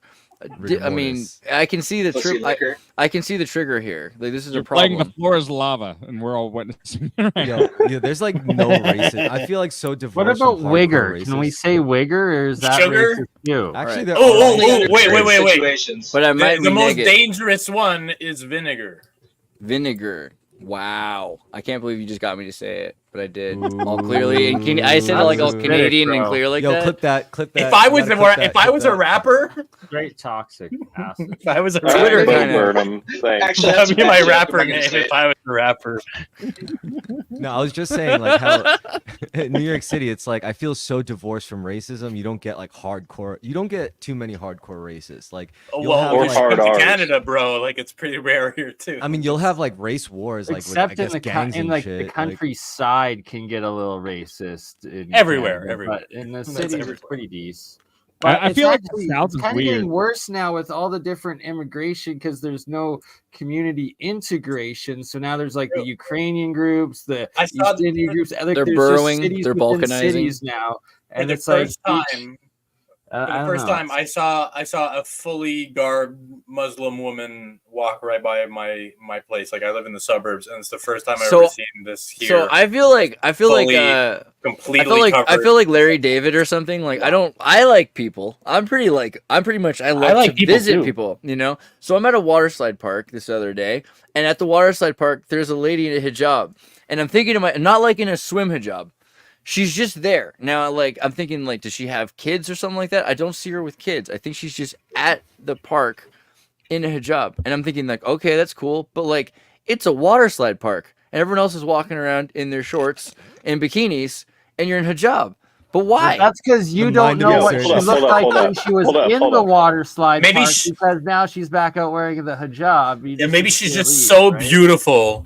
She just They- can't take off the hijab. Hold on. They have a Deep water park. underneath. Why is this At bitch the wearing a zoo. hijab at a water park, yo? She's That's Hold why on, about to we go hold down should and on. grab dress Wait, wait. all of our Because- women like because she can't beekeepers. take Wait, it wait, off. the zoo- Titties up, girl. Wait, I can't Andrew. handle myself. Wait, There's Andrew. a What you say? market for waterproof Out- hijab. Yeah, I was at a water park at the zoo, and a family of Mennonites came. They're like Amish people with a little Based. bit more technology. Based. And all they did was like they were in like all matching outfits, like suspenders, button-up shirts, like slacks, all homemade because they don't buy clothes; they make them all. And all they did was take off their socks and shoes, and they were wearing everything else. And you know, the kids were there was like 12 of the kids, and they were running around playing in the water, just Oh in my their gosh. full Like outfit. swimming in Aw. full suits and But they everything. didn't- Like, oh, Wow. that's wild. Yo, first of all, I think wait, I want to make a comment on how like masking your face is becoming more of a social trend, especially with like pop culture, like rap, like hip hop Yeah, and post- rap music. Post wearing- COVID. Slipknot wearing did the it sh- first. wearing the That's shiesty mask. 2020. And you know what? Yeah. It kind of makes sense as a like a cultural evolutionary standpoint, because if everything's on camera now, if everything's being recorded and like blasted on social media, if you're up to no good, any kind of no good, whether it's like maybe like some Or even beyond that, if you just Yes, don't want well, anything, that's if you want to be the exactly one who why- sells, if you want to be the one who sells your likeness, and you don't want to just give away your likeness, you should probably cover your face. Especially with Well, AI, regardless, right? Ninja, They sold Yeah, the yeah. superheroes for so long. yeah. They sold superheroes for so long, and Ah, now Ninja. masks age are of the the norm. Vigilanteism is going to go up. That's for Hell sure. unless yeah. you're Jewish, because Dude, when I Ubermensch, was- the idea when is I to was take talking- off your mask and Literally become just passed Superman. laws banning masks again in certain American Never gonna states hold. because of Never crime. gonna hold. But hold Wait, are on, you saying that You'll never see underneath that in Chicago underneath or the Jewish Detroit. hat is superpowers? So when they I- take it off, they Like, become- That's their Kurt was gonna Clark talk- Kent outfit. That's Kurt was going to talk about racism in the South. That was his choice. Oh, And how it travels through time. it's like if you go down to Alabama, it's like you experience like the worst racism of your life. But then if you like go into Florida, well, I mean, part of Florida is still like Alabama, but then The worst racism against Dutch people, you mean? maybe, I don't know. But then it Shame. seems like in the middle of the state, it's like Florida is just like so diverse. It's like people understand like we can't be all that racist because we do actually functionally have to work together. It's like they are forcibly parts of Florida are forcibly non-racist just because it's like there's absolutely zero function to it. Have you been working to out. like a Alabama? friendly racism. Have Like, you been to I'm- Alabama? Yo, that's why the '80s movies were the been- best. They had the Wait, most before- racial. Wait. Has Kurt been to Alabama? I just want to know. I've been to Georgia. I've not been to Alabama. Georgia So, seems weird so too. why is it like? And this is kind of a trigger because I was watching Mean Girls because I do things like that. And at the beginning of it, they Love talk that about movie. it's anthropologically interesting. You know, that she's from Africa. You know, she studied in Africa and she comes to America. But they do a thing where they're like, wow, you know, these people, and they show the ignorant people, like they're worried about homeschoolers, and they show this ignorant family, and they're a Christian Southern family. And this weird trope that the South is this inbred idiot, you know, like religious to the point of not being open-minded, intellectually dishonest, that level of stupidity. There's something that's projected by the North, particularly from New York, that is a complete hatred of the South and makes it look like something I've never experienced. Because I've been in the South a lot, and it's never been nearly as racist as the North.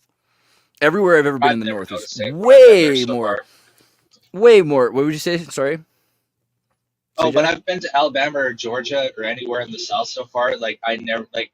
There's actually so many more Black people Yeah. in the South and in the East than there is in the West. So like becoming, it's kind of like a culture shock. Like wow, like Black people are everywhere. Here. It's just different, you know what I'm saying? But like, Well, that's an everybody important, just relevant kinda point too. Is that there are more Black does their people thing. interacting. They're interacting with Black Right. people. I think a lot of Northerners are. So they're really especially- integrated. It's there's very not a- integrated. Like there's in my less- experience. Right. There's more integration in the South. In the North, the intellectual elite have made WASP centers, and then they keep Black people and lower income people together. Right, making a racial thing out of socioeconomics, making Right. it It's like hard plantation. to. Right. So I just find that funny because also the South is claimed to be the slave states where the North has sweatshops and invented banana republics, right? Moving on from that. It just is interesting to me because like the South is also a place of intellectual, there's universities, there's museums, there's all these amazing things in the South. This is where submarines and airships came from, but we look at it like somehow they're just not progressive enough. They haven't caught up with the North yet. But looking think at it- it, the North is worse, right? There's some It's- charity I There's think ideas definitely out like there, though, for a the South. really hyper yin yang situation with it where you see it in different aspects, right? When you see it in the South, it's really strong. Does that make sense? Like, but when you see it in the North, it's like casually, like they don't even know they're being racist. Rather Right, than in the it's- South, they would be racist intentionally. Totally naturalized into, it's like microaggression. The North is full of microaggressions, as it were. Ah. Kurt, what were you about to say? Well, there's some opinions I have. I don't know if they're appropriate to express here, just because it's like, well, it's pretty dire. It's like Sounds like the place. Jeez. okay. I'll do my best. I'll try to. So, like, we went back to the Civil War. Back in the Civil War, I think. War of Northern Aggression, for those of you who don't know what he's talking about. Andreas Okay, now I loves feel all better. Now I that. feel better. But no, I think part of what the culture of the North, I think the U.S. has been such an egocentric society that the North was more concerned about being perceived as progressive rather than like the liberation of the slaves was really just a afterthought. Really, like they won the war, felt good about themselves, like. Congrats, you're free, but then like a lot of these slaves had nowhere to go. It's like they weren't supported after the fact and say, okay, here you have homes, you can integrate with society. Now it wasn't like that at all. There was this huge Well, they diversion. could turn to crime. They could rob Like banks. just to pat themselves on the back. Exactly. They can. Well, and that developed. There's a word for it, like post Civil War, like reconstruction. What was it? Andreas knows, but yeah, there was the post Civil War years where it was really difficult for a lot of people because they didn't know how to transition and to be free people. They should be free Right. people, mind Well, you. I mean, I would say it's also almost impossible to be a free person if you have Jim Crow laws that say that if you don't have a job, you're to be arrested. I mean, there was a lot of things that went into making it really difficult for newly freed people. And there was extreme prejudice in the North. So they had things like unionization of work were starting to occur. And they started saying, hey, what we could do instead of unionization is we could put up signs near the railroad that say like indoor cooling at work up north. And this is how they get a bunch of black people to Detroit eventually, right? Like Ford did this because he didn't want to pay the unions. He just got a bunch of people to pay less. He said, hey, I'll make your working conditions better than they already were.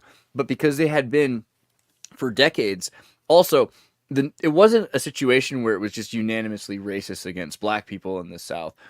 The South had the Union controlling it in a martial law circumstance for over 8 years. So you had Northern military personnel stationed at every corner, the way in the North you had Irish beat cops that would walk around because you didn't have security cameras and just patrol everything for 8 years. So the North controlled the South and didn't allow, because again, you have to understand the South was its own nation. It was a nation of confederated states, and each state had its own government, had its own systems of doing things, had its own judges, had its own currencies and economies, right? And all of these things were stolen by the federal government. This oligarchy created with Lincoln and the Pinkertons, who, Lincoln was then assassinated. The Pinkertons promised that they would protect Lincoln from several assassinations, and then eventually he gets assassinated. Everything ends up in the control of Grant. Grant, who Ulysses S. Grant is the son of Hiram Grant, the Grand Master of the Freemasons at the time. And Grant was beaten as a child and was an alcoholic. And so he was constantly drinking. It was like the most alcoholic president we might have ever had. For 8 years, he was just out of it while he was president. And he also was living with the fact that he genocided so many people that he liked, because in the South there were intellectual havens in Charlotte and North Carolina and all of these places that had, Galveston, Texas, even people had left for, Galveston, Texas, that had come from Alabama, and these Alabama, the 148th Infantry, that had to essentially leave. But you had a culture that had, black governors before the Civil War. You had black governors in the South. Louisiana had black people because as long as you could speak French, they didn't really care what color you were. And it was a thing of the Roman law that your father was where you got your rights from. So even if your mother was a slave or came from another country, let's put it that way, your father guaranteed your rights. So you would get to be considered a free man. So that wasn't only in Virginia did we have these same kind of racial problems, and they continued to impose those on the South. And eventually the South got to a point where they said, look, we're going to probably have another kind of war. There's going to be a riot in the South if we don't do something. And Dixiecrats, the Jacksonian Democrat politicians, started to emerge with Taylor. And it's probably no coincidence that like immediately after that we had mass famine and shit. I mean, if you look at Sherman's march, the idea of destroying every major city in the South, it's crazy to think, because there wasn't anything comparable in the North. Like, you might say today, okay, New York is a really good city, but the South had dozens of cities like that were huge, bigger than New York, and had way more going on, right? Because that's where all the production was happening. Right. Absolutely. Well, another aspect too is not all slaves were black there too, because there was also a lot of conquered Spanish, Mexican, and others from the previous wars and inhabitants and owners of that land. And there were a lot of black slave owners and black government, like we were saying. Like there were black Confederates that fought in the war. There were a number of black Confederates that fought in the war, and there were slaves that became free through fighting. Right. Exactly. It was a really small minority though, right? Just No, actually, there were more blacks fighting for the Confederate side than the North side, which is why this is interesting. percentage And wise. it's like you're giving them weapons, and that point, it's their choice to be fighting. They're definitely not right. slaves at that point, right? And this 'Cause, is they could exactly, rebel. and they're because they're protecting their farms. And the thing is that there was already intimations of emancipation going on in the South, because for 15, 20 years earlier, Joseph Smith, who ran for president and was assassinated, had tried to free all the slaves. That was his campaign. He ran out of Illinois. So I gotta know, toward Pennsylvania with all of this Turnpike. being said, what was motivating the North, like the people of the North? What was So motivating them the thing is, to most give of the up their northern, lives? so most of the northern, so this is the thing. This is why Outside. Grant was drinking himself to death. It wasn't. It was not that way. Watch Gangs of New York. What happened was the British, who had deals with the South, knew that they could pretend to ally with the South, suffocate the South, while suffocating Ireland. Because the United Kingdom, the Crown, wanted to control Ireland. They could force Irish to produce this monolithic crop, potatoes, and not let them eat anything. On an island where there's fish and seaweed and everything, they'll make a situation where there's essentially a mass starvation in Ireland, and they start fleeing. They give them the opportunity to come to America. You sign a document that makes you an American citizen and makes you a soldier. Then you immediately go off to war. You go down to the South. Now you're playing as not, how in baseball there's like us versus them, like team versus visitors. You're the visitors, not even from that continent. And you're in someone's home team. And these are people that are fighting for their families, for their land, right, in the South. Of all different colors, like we mentioned. Maybe 30, 40, 50, 100 Irishmen would just die. And maybe 5 to 10 Southerners would die. But you could always get more Irishmen. And that was the whole point of the war, that Grant kept saying, send me more troops, send me more troops. And every time they would just send as many people as they could, and they would just like siege these people, and the entire town would be sieged, and most of them would fight until they died. But they couldn't get more It Southerners was to protect the genocide town. of the South, right? And of Ireland, and of Europe. And of Europe, right. And of the North, in the sense that people that couldn't afford to pay $300, literally at the time, $300, which today would be, like a lot, $16,000 or $20,000. You'd have to pay that to get out of service. Like Ukraine right now, literally the same thing going on today. So if you were a wealthy person in America, there was a cap. You could So definitely. you're saying they were drafted? Everyone, yeah, the Civil War was a drafting of the New York and of They would starve Philadelphia, you out and give you a reason to run away from your country, essentially, and force you to draft. So, like, yeah, or send you to jail and then pull you out of jail to then send you to the front lines all over again. Like, But what about the South? They weren't drafted? It was just Everywhere is draft. So, but the South was different, because imagine that they're like, okay, you have to think of it differently. If you're in New York and they're drafting you, they're saying, if you can't pay us, we're going to put you on a train and kill your family and put you in jail, like, unless you put on this uniform and go on this train to this place. Now in the South, it's more like, help, help, help. They're coming, they're coming, they're coming. They just burned down the town next to us, and they just burned down the town behind us. There's nowhere to go. Here's a gun. I can only give you this many bullets. That's a completely different thing than. Yep. So they were invading. So Yeah. it sounds like they were invading it to the South, and the South wasn't 100%. invading it. It's the war of the. No, they never did. And in fact, this is why we lost. This is why the Confederate United States that used to exist lost the war, because they refused to invade up north. General Lee was like, I'm not going to go into Maryland. I'm not going into D.C. There could have been a stop to all of this really early on, 1863.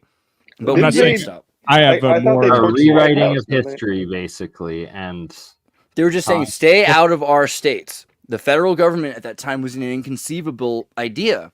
it was such a crazy fascist dictatorship of an idea that there would be a federal government that was trying to usurp control of each, not just one, each and every one of these states. That was impossible because the whole point of the government was that we were going to work together to And then stop this 50 years invader. later, we have an income tax. But Right, yeah, because that the makes 16th so Amendment. much more sense actually of like what happened and what. Wow. Right. Well, all right. So so my long today. conception of history is that the South had a number of problems, and I could have the wrong conception of history. That's you only read perspectives, but generally was very famous because it seemed like he was like the only general that just really had his shit together, and the rest of the South really had just organizational problems. Like nobody knew how to get together as a unit. At least like that's the version Like of what history Xrtus just I've- described of a bunch of townspeople being attacked and forced to then defend themselves as opposed to like an actual army or arranged militia. Yeah, There was yes, also the idea that there wasn't a Oh. monolithic control over the government. So the government didn't have one, like the way the North is, it's a federal government that can force people to do things. In this circumstance, each government had to cooperate. So you say, okay, well, Alabama's going to work with Florida. And you'd have to have two troops that would meet. And this is the way things used to work in 1776. So they were continuing that tradition. Well, our battalion will meet with your battalion. We'll regiment our battalion our way and your way. This actually goes back even further when people would ally to I have a protect their springboard villages. when you're done. Oh, yeah. So, yeah. So to springboard from that, I guess where I was going was that it seems like part of the reason that the South lost. I mean, I don't think it's entirely due to that. We can use the word atomization. Yeah, it's fun. It wasn't just due to that atomization of all of their cities and societies. It seemed like they were lagging behind on the technological front. And they possibly could have organized better, but No, the South had far superior technology. So the South had submarines, the South had airships, the South had inconceivably advanced technology century ahead. And this is not just you have to also understand they had literally airships, okay? Like they had dirigibles, they had blimps. They would put you in a little wagon wicker basket, lift you up over. They would have cloud making machine, cloud busters, that would make these different clouds so you couldn't see the people because the Yankees did have the capacity to look in the sky. So they had to fly at such a crazy height they had thin air. And yeah, they had submarines, right? They had the Hunley. So they had dudes that were wheeling a propeller, 13 guys in a ship that were going. This is like the things that the South had, because they had Dutch that were in Alabama. That's why this actually triggered me, because Alabama is where a lot of this technology came from, because they were so advanced. And the Dutch, you have to understand, you had atheists, Arabs, Jews. Like the South was this diverse quilt of all of these people. They had Lebanese and all these, so they had amazing capacity to work with technology and to fuse it together. This is why jazz and rock and all this crazy music came from that place, because it's every culture fused together and working together. Like Cuba today, even though it's communist, it's exactly what you're describing of all those different peoples and cultures, and it's a pretty similar area. But I mean, yeah, I think that the North, what it looks like is that it just became, there's an international incident. And I think that you can say that the royal families of Europe, who had already started to dissipate control of their own country through the Rothschilds, right? Because after the Napoleonic War, the Rothschilds usurped control of the British bank because they create a war bond conspiracy where they sell war bonds cheaper and cheaper and cheaper, convincing the British to sell their own war bonds cheaper because they believe that Napoleon's won the war, which he has not won the war. They sent a rider back to London faster with a lie, saying Napoleon had won when he had actually lost. So then the English stock Wait, market was Napoleon crashed, and then they were able to do that. One of the This is a century. Still doing his thing when This is about 60 years earlier, but this is the reason why at this point you have to understand this. From 1776, with the anti-disestablishment of the American colonies and the Virginia Company becoming its own state, which is a danger to the crown. This is only allowed because they already control the Bahamas and they control Canada. So there's no real worry here because they control the Navy and they can control the British can essentially control the American Navy up to this point. 1812 happens. 1812, Britain essentially destroys the White House, burns it down, with the help of Canada. We don't think about it that way, but essentially it's the war where Canada wins. And the United States pushes them off because of the fact that we're quilted. So they're like, okay, we've destroyed their headquarters. Wait, that doesn't work because the Americans don't really have a headquarters. There's no, like, the idea of having a president is even new at this point because they've had presidents of Congress. Then 1865 rolls around. The Confederacy says, look, we've always been a good trading partner with you, Britain. Let's work together. Britain thinks to itself, here's our chance. We can take back the United States finally. And this is the major war for the control and the conquest of the Western Hemisphere by the Brits.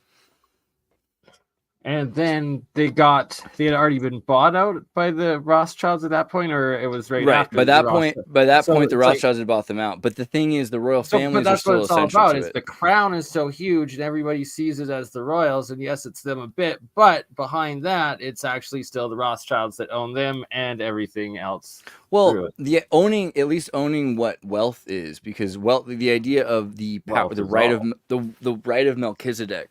So the Rothschilds are the red shield, and they imagine themselves to be the right of Melchizedek, so they can control all tithing, all of the economy. Really, at the end of the day, that's the idea. So if the rest of the world folds into that, so after this war, after the Civil War, what happens is even the most important Confederates say, okay, well, we're going to go to the South, like the South of the South. We'll go to Brazil. We'll go to Cuba. We'll build these new empiristic, luxurious mansions and what do you call plantations, right? And that becomes Coca-Cola and Frito-Lay and these major like banana republics, right? Yeah. So that's the Knights of the Golden Circle. That's the illuminated group, the Knights of the Golden Circle, or the secret societies that run like KFC and all that. I just want you to talk for like the next 5 minutes about old money versus new money. Just like now that we're talking about All you have to do is watch Titanic to know the difference between old money and new money. Okay. I've seen Yeah, it it's like not 3 bad. times. I think what No, really really? disturbs me about all of that is they're apparently like one tool they use to maintain their power and leverage over like society pretty much is they'll take like powerful figures, particularly in media and culture, and they'll put them in like, I mean, this is just like scratching the surface, but to put it lightly, they'll put them in compromising positions, doing compromising things, like very morally dubious or questionably or borderline obscene or perhaps like full on obscene things. And then they like record them doing it. They figure out some kind of tangible evidence and they, store it away forever. And as long as they have that, they could always be like, I own you, like, I don't care if you're like, the greatest movie star ever, or if you're like a senator or whatever, or a congressperson or a pro athlete. Like, You know how I know that's true? how? P. Diddy. Because it's what I would do. Yeah. So that's what disturbs me. If I was dark side Aquarius. I mean, well, it's like you guys one want to thing- hear? I do think it was an interesting question though, like the difference between old money and new money. I kind of want you to expand on it. I want to say first, my first thoughts are Strauss-Howe generational theory, the fourth turning. You know about this idea, Kurt? I've heard about the fourth turning, but I've never had it explained. Feel free. There's 200-year cycles of resets that happen, and this way you can slash and burn your agriculture. You can metric 4 quaternary generations in a 32-year period, allowing for the 8 and 4, which is why election cycles are the way they are, so that you can actually see the difference in culture. Like if you were to look at 1998 or something like that, and compare it to 2012, right? You can see like there's really interesting similarities and differences between 1998 and 2012 that are just cyclical, that have to happen because of all the environmental things. El Nino, elections, it changes the president, it changes the wine. These are things that happen. And if you know that, because you can think of algebra existing for Egyptians to measure storms and flood seasons. You can know that in 32 years or 20 years or maybe in 70 years, there's a comet here, there's a flood there, right? What are you gonna say, Vince? Check out the Sekhmet hypothesis Of the Strauss-Howe theory? SEKHMET. Wait, Hypothesis. I can't even understand you. Say it again. SEK. SEKHMET. Oh, Like SecMet Jim- hypothesis. Okay. You guys want to hear the story about my old boss's Vietnamese slave? I do. Well, I also want to read this real quick. The segment hypothesis, first published in 1995, suggests pop trends of atavistic nature could be analyzed in relation to Dr. Timothy Leary's interpersonal circumplex model. You want to explain this real quick? I'm sorry. It also suggested go up. Just read the next part. It also suggests that the major youth trends could be correlated to peaks in the 11-year solar cycle. Exactly. It's 12-year, 11-year solar cycle. The idea was later rejected by the author in 1999. So the idea is that it was rejected, but then they followed this trend in culture. So you can see the oscillation between the hippie movement and the I guess punk metal movement. So it's 100%. the oscillation between It's death so and life. obvious. It just blows my Dark mind. and Like, light. if you haven't, do you know like moms or like kids who go to concerts? Like, do you see how it works? Where they go, like I've been to concerts and I see the moms and daughters and the cycles of how it works, and they're the meme keepers. They're the ones that keep the meme trend, the trends alive, and that keep this culture. They're the cultivators. Right. Mm-hmm. So it is very much a thing that happens in these cycles, and it has to do with birth and it has to do with everything. Right. But wait, I wanted to hear Kurt's story. He was going to tell us about his boss, I think. All right. I'm I hope they're doing going all to try right. to use the appropriate amount of disclosure. So I don't think I'll really be able to employ the employer name, but it's somewhere in Pennsylvania. So I was a tour guide for about a year and a half ish. Yeah. So I got to know the family that owns the property. Unfortunately, yeah, a lot of places that should be educational, they're just like owned by some douchebags. Many times that's how it is, like in the US. If something is really cool, chances are some douchebag owns it. But anyway, so this property was owned by like the same family since about the 1940s, and this goes all the way back to, honestly, it goes back to the 1700s, when the land was actually it was owned by apparently distant relatives of Edgar Allan Poe. Like it was like Poe with a different spelling. But anyway, fast forward into the 1940s, that family acquires this property, and they acquired it basically through marriage, but officially there was a sale. And so now these guys, they're kind of old money. Yeah, they're definitely old money. The husband marries in to the family, and initially he's a tour guide and he does like 10 tours a day for a while to try to get in good with the family. He gets in good with the family, and I'm still not sure if he did this before or after the Vietnam War. But anyway, he participated in the Vietnam War, and when he came back home, he brought home like a kid that didn't have any family. Apparently the story goes that so based. That's what I would do if I was in the Vietnam War. Did he do any weird things to the kid? And the kid I'd bring home would be Andrew Vega. So there's no evidence that So the weird thing with the kid was that essentially they took him back to the property, into the cave. Well, not like into the cave, but they like put him in the gift shop. They had him work at the tourist site, and he worked there his entire life. He worked there until he was 70, and he died.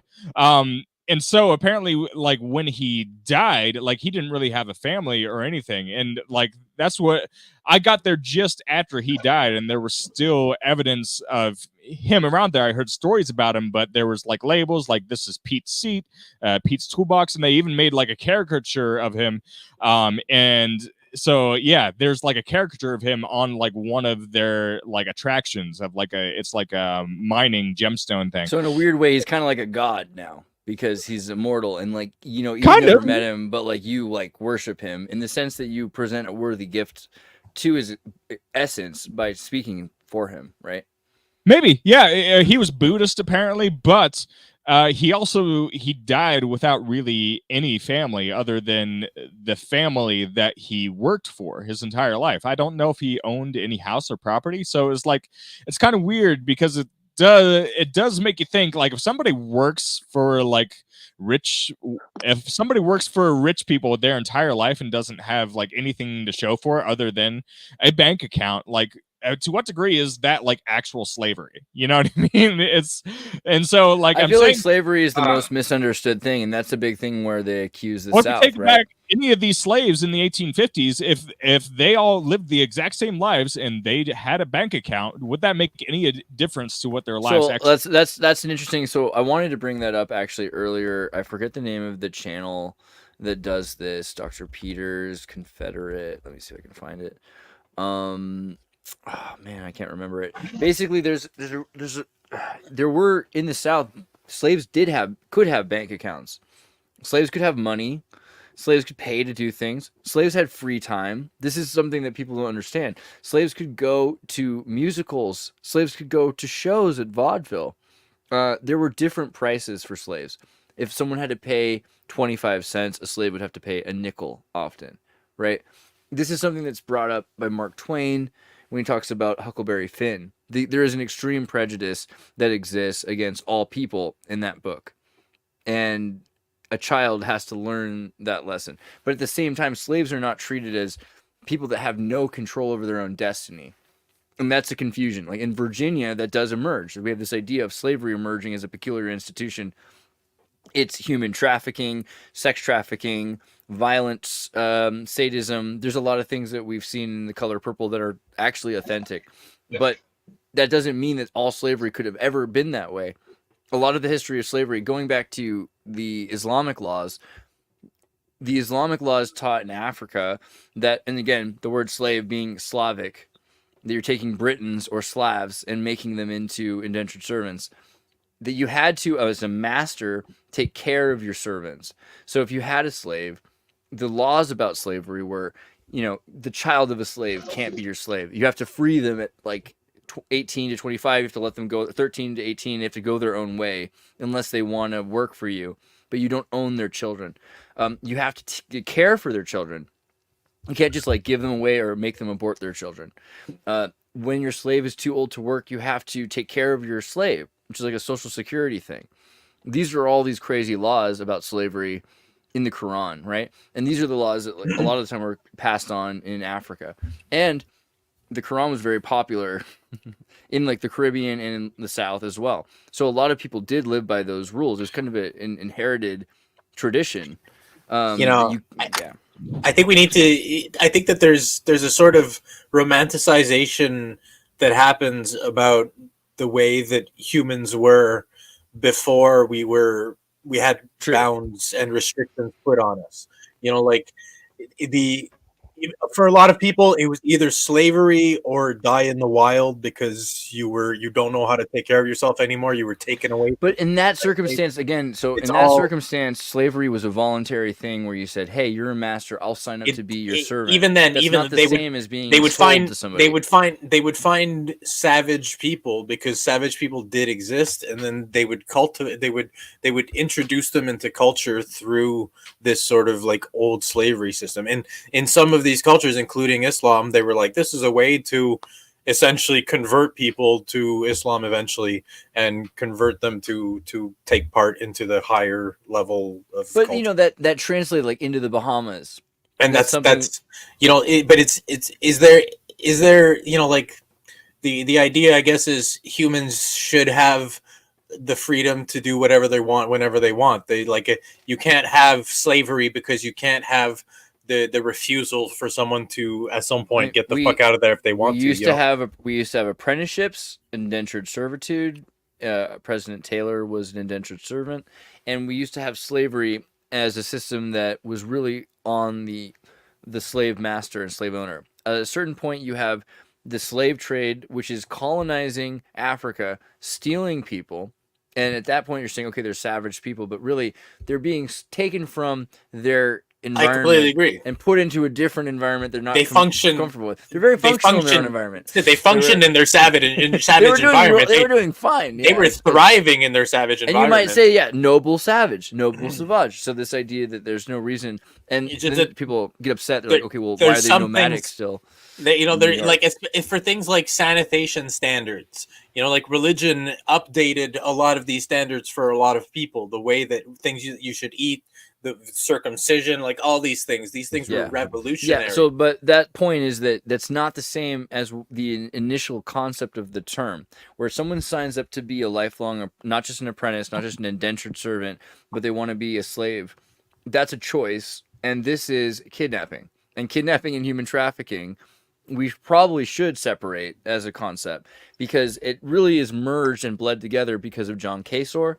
John Casor was a Northampton servant in the colony of Virginia who was owned by his cousin, I think. And at the time, there were only about 300 African people of origin living in Virginia colony, 1% of the estimated population of 30,000. The first group of 20 or so Africans were brought to Jamestown in 1619 as indentured servants. So in other words, they were meant to be freed, the same as other people. Right. So indentured, does that mean like they have a debt? Yeah. So you paid Gotta for a balance. boat Pay ride. off the debt over It's your- time. it's The your boat contract. ride. The boat ride is 4 to 8 years of service, and you build this colony, this town, and after that, you get to have a piece of land just on the outside of the colony, which you get to have your own farmhouse on. This is the same It's not deal the same applied thing as to slavery, Dutch though. or British. No, but it's an indentured servitude. where I you've agree. chosen It blurs the line. Like it's very close to each other. Well, but this is the thing. This is all of the Africans who originally came to Jamestown were not slaves. They were indentured servants.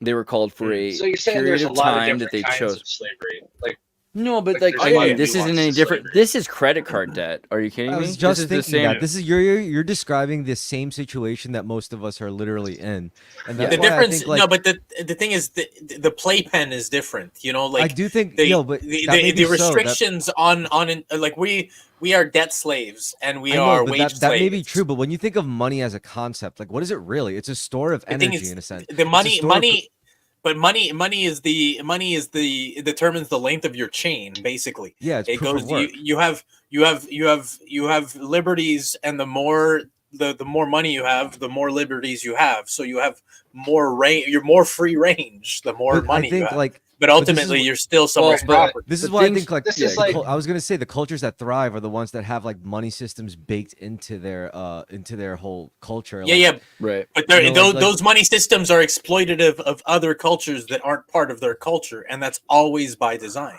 Because Well, this we are is- the chosen people. We have money. We're gonna help each other. We're gonna organize, and then all the other people where they're gonna be like. But you also have to remember, like, some way like, for they us have to to- empower ourselves. they need to give a cut to God, and I think that's like a distinct feature. Tithing. You know that yeah, tithing. Yeah. I think tithing just happens to. I don't know why. Wait, it doesn't that works. just go to their own religion though?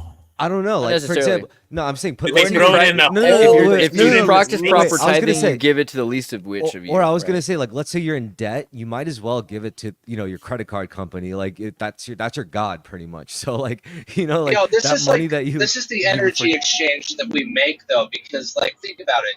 Like I understand that we're debt slaves and stuff like that, but on the flip side, if you look at it from a different lens, like also this is like if we were living in the wild by ourselves and we had to do everything for ourselves, like yeah, you'd get money because you did a certain amount to contribute to society and keep going so that vegetables grow and so that animals get slaughtered and stuff Right. like that. So it's like That's the it's not that's all the bad. that's the missed point here. That the indentured servants were all the same as Irish, Dutch, British, Jewish people. A lot of people came as indentured servants. They would pay by working to help build this colony, the colony of Jamestown. Jamestown would be erected. There would be bricks. There would be doctors. There would be lawyers, right? This is the idea of Jamestown. After 8 years of that, you would be on your own, but you would no longer be indebted to the person, the corporation, Jamestown, right? The Virginia Company.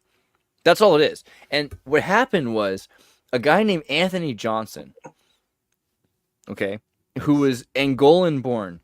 He was born in Angola, okay? So Angola is a country, but it's also a part of West Africa. So he comes from West Africa. He moves as an indentured servant Yo, check this out Virginia. really quick. I'm in a tunnel. I'm sorry. I just want to show you the tunnel Okay, hold on, wait. Oh, that's cool. Whoa. Oh, that's cool, yeah. before it's too late. We love I do that. love tunnels. Everybody hold their breath. I really like. I am holding my breath right now. Well, I speaking do it of every that, time. I do it every time. And we When I, made when it! I'm- Woo! when I drive through Europe, awesome. man, I love to hold my breath. It's like better than diving. All right, Okay, make a wish. so yeah, Autoerotic asphyxiation. That's a hell of that's a flag. that's a weird wish. Putting Okay, so putting Yeah, the that's auto just- in that's Fallout. autoerotic.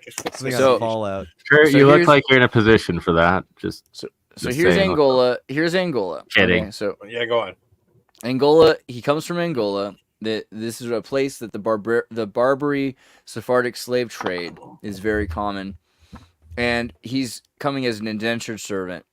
He arrives in Virginia. He spends something like 4 to 8, I think 4 years as an indentured servant, and then continues on for another 8 years, builds his own wealth until he owns a large piece of property. Now you have to understand, there's only 30,000 people in Virginia. And Anthony Johnson owns something like, 100 acres. Like, he owns a really large piece of property. And so you might be like, oh, well, who's that over there? Acres Woods. There's the Dutch guy. He's got his farm. Who's that over there? There's the Jewish guy. He's got his farm. Who's that over there? That's, that Angolan. That's the black guy. Just and let he's got his everybody farm. have their own farms, right? The African man. Here's the problem, though. Here's the problem. So he's growing tobacco. He's farming in Maryland. He's got a big colony in Maryland. And he ends up bringing over his cousin. His How dare cousin, you bring your cousin. John Kaser. No, John Kaser's cool. I love John Kaser. John Kaser's a cool guy. He's actually works really hard for his cousin, does everything Anthony asks of him, and then he says, okay, I've done my work. Indentured servitude's done. Time to be a free man. Cousin wanted his own farm was the problem. Yeah. Then- I think Anthony Johnson takes him to court, and he says, dude, no, you cannot be a free man. I need to own you for life. His And they're like, cousin wait, wants what? to own his cousin? Not just like own him like a slave, Own him like as an a- indentured. He's like, I want to own you like a piece of property. And everyone in Virginia is like, Nice. huh? That's not even a thing here. And he's like, yeah, but like you got to be open-minded. You have to be culturally sensitive. You have to understand where we come from. This is a thing. You can own a person. Not true, by the way. Not a thing. So he introduces this concept and he bribes people because he's got this tobacco plantation and he's giving money to judges. And eventually he comes up with this new thing that says, okay, well, technically, according to Latin law, right, you have this idea of capitis diminutio minima, which is to say, if you've been an indentured servant, you've lost a certain amount of rights to your own personhood because your personhood is now property and it's been passed on to your master, right? And they have obligation for you, but you can get that back. Capitis diminutio maxima is where you've suffered from infamia and you no longer own your own self, and your self is completely up to the public, right? And so to do that, you need to destroy a nation, destroy a state. You have to say that there's absolutely no reason for this personhood to be recognized, and yet there they are like an elephant in the room, and then someone has to take it. So someone who does have personhood has to be responsible for that elephant in the room. So Anthony Johnson says, okay, this person, according to Roman law, coming from a non-personhood because their mother wasn't a person, like according to Roman law. They haven't been registered social service. There's no record of them being a person by their legal standard. This is a non-person. And so they're a piece of property. And so I can own them. And they fight it in court. And because, again, he can pay people off, he wins this. And this becomes the law in Virginia. And this is the beginning of slavery in the United States. An Angolan guy who wants to buy his So cousin. you're saying that it was an African man that caused slavery. An African Angolan on his In own cousin. the United in America. States. hell Can you make- 100%. Can you make reels of this and put it all over Please YouTube and do. stuff? Well, it's the commerce aspect that blows it out of This control. needs to get out there. We'll all get canceled, but Nuances. You know what? No. What this really means is John we should all just- Kaser. we should all just live like hobbits. Honestly, if we live like hobbits, we'll be okay. You just and not try to enslave your own cousins that you bring over. yeah, hobbits wouldn't do that. But Hobbits they're wouldn't so need slaves. sexy. Who, Their the hairy hobbits? feet. The hairy Hey, feet of guys. women So of there's- Hobbiton. You guys Can't hear you. remember? Yeah, I don't know what you Another said. tunnel? man. What you say, Jack? Focus on I driving. said that Well, I'm losing okay. connection. I'll see you guys. No, it's okay. All right, Kurt, what do you have to say about slavery? You white. Well, it's like Slavery's bad. we've repurposed slavery. Now instead of like being a full-time slave, we just made you Carrying slave by years. percentages. So Yeah. like your wages, a percentage of your wages, which is essentially just a percentage of what we've transformed into a sort of a life force. That's what money is supposed to represent, a force, and we've accepted it to the degree where it's actually true. So they take the government makes you at least like 20% of a slave through taxation, and also while they control, they created the money that you receive. So really, if they just manipulate that money, it makes you even more of a slave. You're a Inflation. slave to the forces of inflation. Yes. So like if you don't have a career where your money is outpacing inflation, you are slowly devolving into slavery, and And that's 15% actually, every year.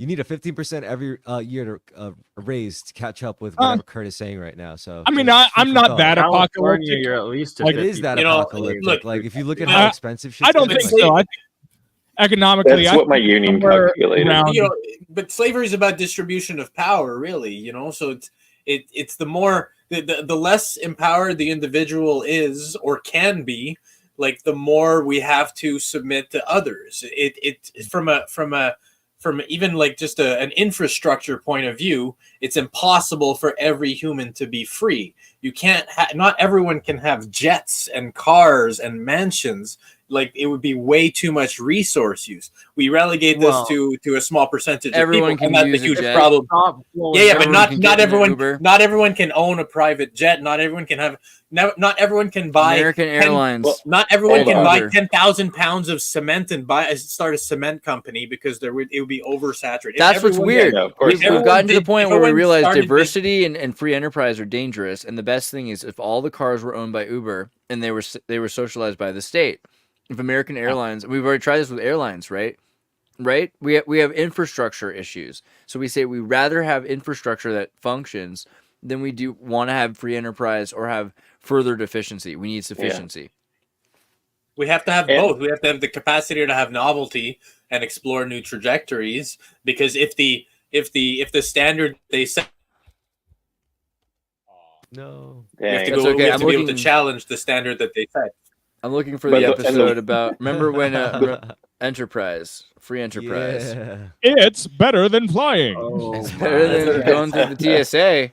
Sure, it'll What? fuck you in the ass. that Well, dear TSA. shit. But the way that Sucker we're going to cock. do that is through automation, right? I mean, automation is going to To a free degree. up all that stuff. It already I has. was- exactly. And I was talking with my family about how, horses used to have real jobs. Lots of them had jobs. We took And- their gerbs. Not long ago, we had to pump our own water. Yeah, and exactly. And now, well, I mean, water isn't really like a being. We haven't recognized it as a creature yet. But you know what I mean? It was to go along with the horse analogy, like the types of jobs that horses have nowadays are more like leisurely, so to speak. They're not like the Tilling working the class field. horse is few and far between. Could you imagine to sacrifice like your actual like your ability to drive your own vehicle? If you just sacrifice that altogether and integrate it into the system of pure autonomous like personal vehicle transportation, like you get everywhere just like in half the time, and you hate it to admit that before you made the switch, but once you made the switch, you realize just how much Maybe- faster it is. Not when just you- Maybe that. we'll- Not just we'll that. all You can travel be by drunk. tube. You can be drunk on the train in Japan. yeah. You know what I mean? Trains and hoverboards. Sure, Yeah, but bring it like back. let's say But then you Let's say can't there's stop to automatic- smell the flowers. okay, let's say there's automatic taxis at every corner. Anyone can get in anytime. Like that would solve a lot of problems. Sure, there's the other type of travel, but like if you have automatic taxis, then no one needs to own a car, and you could just get in, and you're drunk, and just hey, take me home. I think the thing is like the difference is cars were Bring really back in drinking at America. home. Cars were such an American. And why do you need a driver's license to buy alcohol if you can't drink and drive? But the problem is that in America, you used to have no roads, and cars meant going on off the road. People were like 4-wheel drive, go to new places, and cities aren't a place for cars. They've never been. The ancient cities. I mean, look at What are you gonna do? Drive a Fiat? I mean, around I'll always be Rome? against like a fully Well, they drove like, chariots and autonomous world. stuff. I want a motorcycle personally, but I know that's like Vincent. really irresponsible and very non-progressive of Just me an as electric a human moped, being. right? Motorcycles are great. I can see Vincent. I can see Vincent arguing with the cop in Rome. Well, come on. I mean, But I like, do Come like- on, I'm do driving my wanna chariot find- here. You know, Moped world. car, chariot. These words are connected. I like you psych. know? I like having two wheels. Horsepower. You know, like. oh my god. I don't know. Come I on, think that- I'm sure they had some people pulling some fucking. Come on, a lot of places they had people that would just grab you and they had. Rickshaws. yeah, like San Diego today. The I think it's Acolyte taxi is around. canceled and Pedicabs. scrubbed from internet. What do you think Yo. about that? Fantastic. Good. They're not I don't just know. like it's not just canceled. It's Cancel scrubbed. culture has inversed, right? I don't think That's it's so true. weird.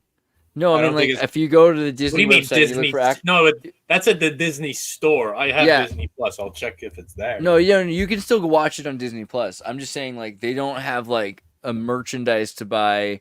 It's like they're like okay, they're basically just they're done with it. What that Dang, I was shows hoping for is that to be a costume. democracy is run by the dollar, and that the people don't want that. So as the first thing they had to cancel first was the merchandise, and then so goes the show. I think that the woke are less forgiving. Like the emperor is less forgiving than I am. You know what I mean? There's this idea that the woke mob will cancel something so much 'Cause quicker. you like the Acolyte. I remember you actually enjoyed. I'm it. open-minded. I'm open-minded. I bad. think I put that. I I'm wrote that- open-minded too. It just doesn't mean it's good.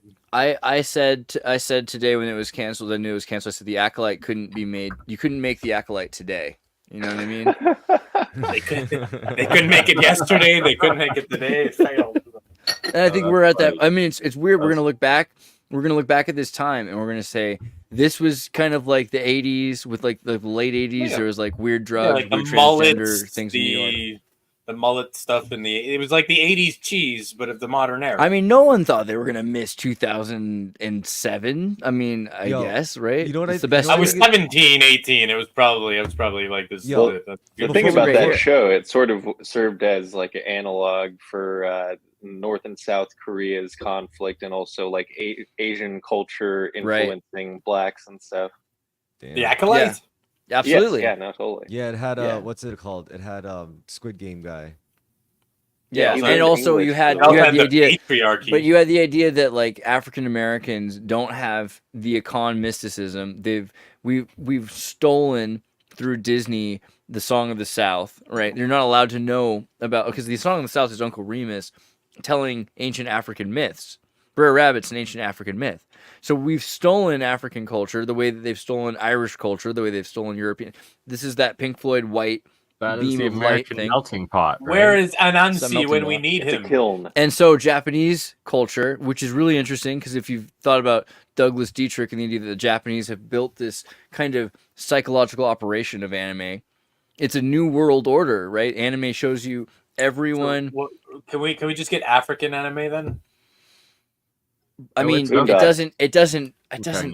Is there African? Doesn't hit anime? right, Probably doesn't is. hit Well, Same. it's definitely on the rise. Look, I'm Like, part of a I lot don't of even- I don't comic even book like creator Chinese groups, anime. and I'm like not talking about Boondock there's- Saints. I'm wondering there's like, plenty. there's something out of there's Africa. plenty of modern African like young people who are like, I really want to get into comic books. I'm very influenced by Marvel and blah blah blah. Africa's animation scene is booming, and I'm excited A about new it. era of culture. I would we totally go. watch African animation. I watch African movies all the time. I watch African Nollywood. AI animation. I That's your love- next big hit. I love African movies. Have you ever African watched those stories of the Moors. African action movies that are like Yeah. extremely cheap? The Yes. best. 100%. That's what I watch probably like 6 Nollywood movies a week. Are you kidding me? I just recently What watched does the N stand for, Nolly? Right? Get the Like, fuck- Innovation. Innovation. Nollyverse. Yeah, I Novation, didn't bro. even know there was a Nollyverse, and that's just sounds racist from the get go. What? Oh, is dude. it for? I You never watched a Nollywood movie? Because if you don't watch From Nollywood Niger? movies, honestly, like my You're not on the benchmark of cutting edge racism. culture. No, it's like my benchmark of Nollywood racism. better be Like, in Niger. Like, okay. Look, like, have you so ever watched? you ever an talk to a African middle class movie? white person and they're like, "Yeah, I have black friends." I You're like, watched okay. Chappie. One. Let's go a little bit closer. Like, do you watch Nollywood? No. Okay. Yo, I'm wait. going to be. Now I that have one know of question that I Nollywood's wanna- existence. Before we run out Was- of time, I want to ask you guys about something. Like, how do you feel about this prospect that in the modern world in 2024, obesity is now going to become like a class thing. Like, oh, you can't afford Ozempic, like for real. You can't just like drug away your fatness. So I don't think. I Africa- think that it's not. I think that they're really going to do away with like the extreme fat pretty soon. And the reason is I think of the Obama health plan, and so you think about like Yugoslavia and how social medicine works. And if you were a fat kid, you know, at one point you're in America, people would pay to see a fat kid. You know, if you were voluntarily paying to go to a circus to see sideshow fat's a thing.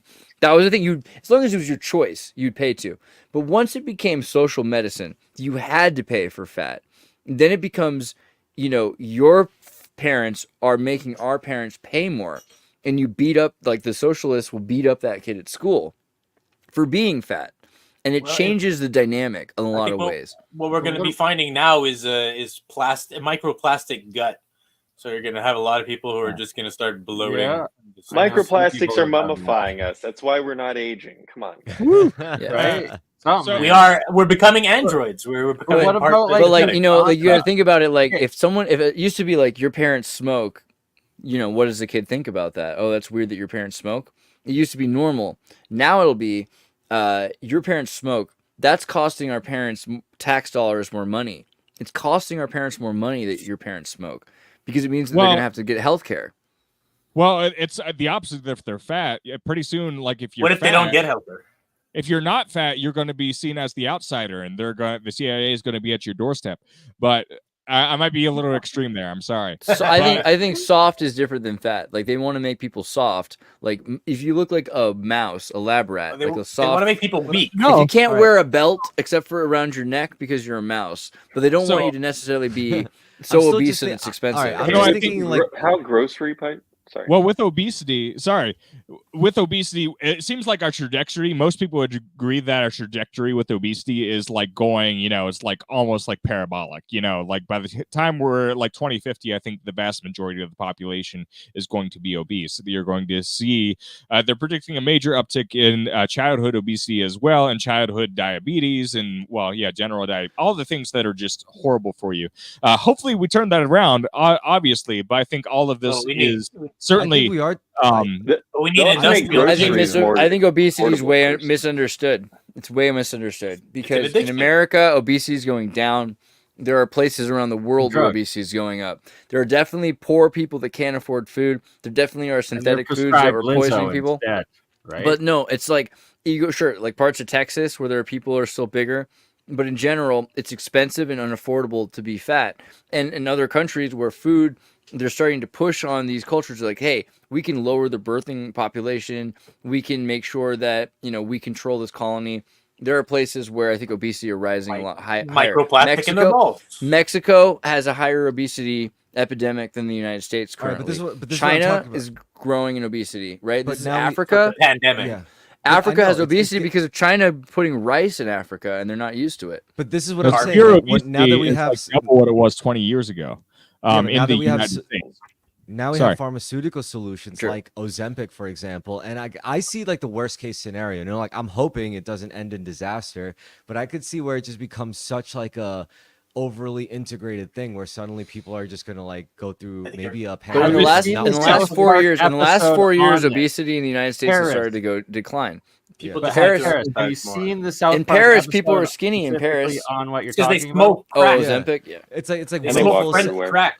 like willful Right, like- starvation. Like All as right. an Well, okay. addiction, like- More to your point, Oh, Chris. it's a More to crock. your point, Chris. Let's say then this happens, and people. So the elite, and regardless, let's say the elite, and because of generics, even that people are able to start getting access to Ozempic or things like it, and all of a sudden you have skinnier and skinnier people. What you've created then, or like, depending on the size of the population that does this, are a group of people that can't survive for more than a few days in the wilderness. It's the same thing as a cell phone that only has a Like the rest 2-day of the battery. And so now, if you've got a guy, you know, on 30 Days and Naked and Afraid, and he's got like kind of a gut, you know, he doesn't even need to like find food for 30 days, right? But in a year, right, you're gonna have people that are just like So- the female guest who's been psychologically conditioned to believe that they have to be in an anorexic body state all the time, and that means that they have to eat at least every 2 days, or else The thing they'll is- starve. The thing is, people people did exercise constantly, and now with all the conveniences we have, we've reduced exercise so much that people just barely do anything, but they Well, keep consuming I think as that's much, kinda- and they also eat I their don't know what you're emotions out. talking about. That kinda Yeah, turns people- around. But people, It's you know, the like hard times, soft times. people Yeah. eat like warriors, but they don't do the warrior thing. You know, like Sure. we keep doing it, and then you see some people, they're so Well, fat, The but if they were cheapest exercising food- like they should be, they would be like in the wild. They'd be If they Chad. had that appetite in the wild, like they would have the energy in the wild, and they would be hunting down bears. And That's true. killing- I Sorry, think that's a good point. I think a lot of it Sorry, is that our Vincent, not culture all is of us are mitigated. Leos. Yeah. We can all be Leos. No, look, I've seen some people that they were like 6'8", like 400 pounds, like monsters. Good you point. know, and Yeah, and if pacified. they were in the period where that actually mattered, like they would be like, you know, tearing people in half on a battlefield, and like they would be chopping lions in half with battle axes and shit. Like now they simulate that through video games, and then they stuff their faces with 20,000 calories a day. Yes. That's why we got to go What- VR, because that's exercise. I VR have is one, good for that. Yeah. one last monologue. I will be completely finished. I promise. Okay, I'll go. Gamer workout. So, with the whole obesity thing, even if obesity, like, if we've seen some sort of small reverse over the past few years, I'd be interested to see that. That's awesome if so, but like, will that continue over the next 40 years? I think all of these health problems, including obesity, I think it is spiritually attached. I think it's functional to think about things in a spiritual, philosophical way. If we think about these issues in that term, I don't think they're getting any better. And I think part of that, it goes in line with, I think right now America is afraid of the new world. We're afraid of the world that's going to come within the next 10 to 20 years. And that's related to so many other things. With the passing of this, it's like we're trying to apply the old model of like the American dream and whatever the heck that meant. And we're trying to fill in this void of whatever that world was. And we're trying to place that expectation on the newer generations of, well, not just Gen X, but millennials and Gen Z, and now whatever the generation after that is. Yeah, I forget. We have the Zoomers, now we have the next generation. They're called the Alpha generation. Yeah, the Alpha generation. The Alpha. Hopefully they are the Alpha. So if we don't let go of that friction, if we don't evolve as a culture and prepare for that new world, I think we're going to keep trying to apply that old system. And part of the friction of that, of not, trying to find the middle path, is going to take itself out on every generation afterwards and hereforth until we learn our lesson, essentially. And so I don't think the trajectory, at least in the short term, is going to be good on people's mental health, and that's not going to be good for our physical health as well. So yeah, I hope we turn that around. We always hope for the best, of course. Cellulite's good for telekinesis. This is the goddess Venus Willendorf. Either. I think that's like is not a miracle. Let's be honest about the statue of fertility. This is the goddess, right? This is the ultimate biological human form. Like, let's be real. Like, this is the ultimate. That's when your life expectancy is 30 years anyway, because they have the fat to endure a starvation, right? It's if you can breed in African tribes. If you can breed, it's not even just that, because the Willendorf is from Germany. Willendorf is an Austrian symbol. I mean, maybe also she could be black, but no. But I think it's a universal thing. So my concern is that homosexual pedophiles in the 19th century erected a culture. You got it sometimes around this idea of transgender form of the physical beauty of the transgender, of the transvestite. And so men are not just that, also of the physical form that has difficulty with childbearing. So you have this love for the anorexic that's pushed through media, and this idea of thin hips that are pushed through media. And this is new, because in the 19th century, up to this point, it was thick women in general. You can see it in the silent pornography. Hip, right? Childbearing hips. You can see this in European culture, in Asian culture, in African culture. It's not just a a single thing. It is a racial thing, but it's a human racial thing. The idea that the human race should be able to breed. What are you saying, Vince? The Fat Venus bottom of girls make the world Willendorf, go round? the Venus of Willendorf is a piece of pornography. You know, that's what a fertility statue is. People would jerk off to it. That's what fertility enhancement was. So, I mean, raise your it hand goes- if you would jerk off to that today. it goes into the extremes because humans fetishize things that are in the extremes, and when you live in scarcity, you fetishize obesity. Oh, well, didn't Chris post something that was very, very appropriate for this conversation? As far as that video with the silicone sort of... I don't know if we can show it here. So it was like an But also, oversized... hold on. Here's the thing. The man who was strong enough to wield that, he was pretty jacked. I mean, by like 1920s standards, we all would be like pretty fit people. But that if you have dude the who right was- equipment, you could just go blaka blaka blaka. Exactly. That's exactly what I'm saying. So, I mean, you know, and that ties back into the whole masculine, feminine No, yeah, I you gotta have see this that, duality. Chris. You gotta. I This have is this hilarious. habit. Sorry. You have to send it. You have to see Okay, it. okay. It's so funny. I have this habit where as soon as things get stressful at work, I leave, and so here I am at 33 years old. So I'm pretty happy. I might be kind of Nice. healthy. I don't know. As long as I'm healthy in my mind, at least priority. But body's another thing. I don't want to. I'm not Mr. Fit, but I work left. out. Then literally a month later, I saw one of my coworkers who still works there.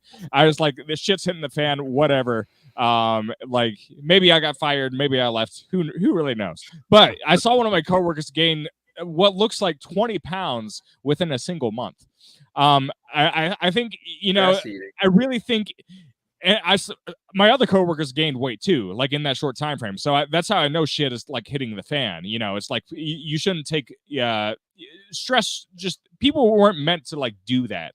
But I think that's the increasing situation is like people are constantly locked into survival mode, Scarcity. and their survival. Yes, there's this artificial scarcity, and that's causing people all of these different health problems. I think that's the lens we need to be looking at obesity through. I could be biased because of my experiences, but like, well, what is the cure to scarcity? I think it's gratitude. If you feel like, I think like the more grateful people are, the less they're gonna fucking eat in excess. I don't know why I think that. There's no like real like psychological. I think that takes consciousness. They have to be consuming. Why you always consciously pray and for your wisely. food, right? Pray before eating, like praying thanks for it, and you Don't take appreciate it for granted, more, and y'all. you don't throw your Don't abuse it. leftovers Don't take away. it for granted. Yes. Don't treat it as a drug.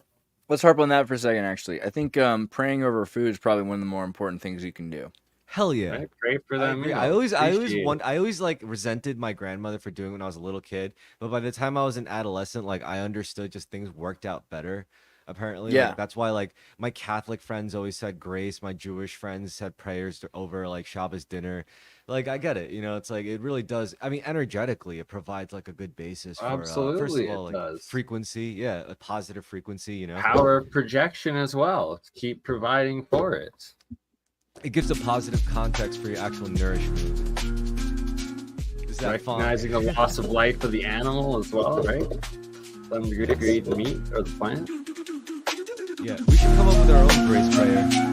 Yeah, we The should Church of definitely- X prayer for saying grace, right? X Church prayer. We'd have to think about that. I think AI's It got all to do makes that. know what? prayer. I mean, there's one thing we could all agree that we worship are like letters, symbols, numbers, right? Let's worship a number or a letter. I like the letter. Let's you. all I make like a prayer letter and then X. overlay it all on top of each other. I think what's cool about the food is that it's for your future. And when people pray, a lot of the time they're like aiming towards a better future. So you could probably say that most people believe in the idea of a better future. And that's probably the best religion. Food, it does help you get to your future, right? Without your food, you won't see your future. Right. I mean, in a way, like food is an alchemical ingredient to your reality manifesting. Like you are what you eat and such, and you are your reality in a way. So yeah, you gotta. So I eat you know, sushi and nourishment. poutine. Well, you gotta reality. bless your food because you are what you eat, and if you're gonna be blessed, it's gotta be blessed. Yeah, you gotta eat more than just scotch and cocaine. You know, you gotta Whoa. Calm you down. gotta add some green veggies. That's how you some let red the meat. gremlins in and the demons That's take over. right? racist, man. Yeah, this isn't nutritional advice. I'm just saying, like, red meat in America happens to be the most bioavailable food source, I think. Yeah, cocaine's mostly available in Britain. And I Morocco. Canada, got too. it. You're fighting in Canada. There's philosophy memes.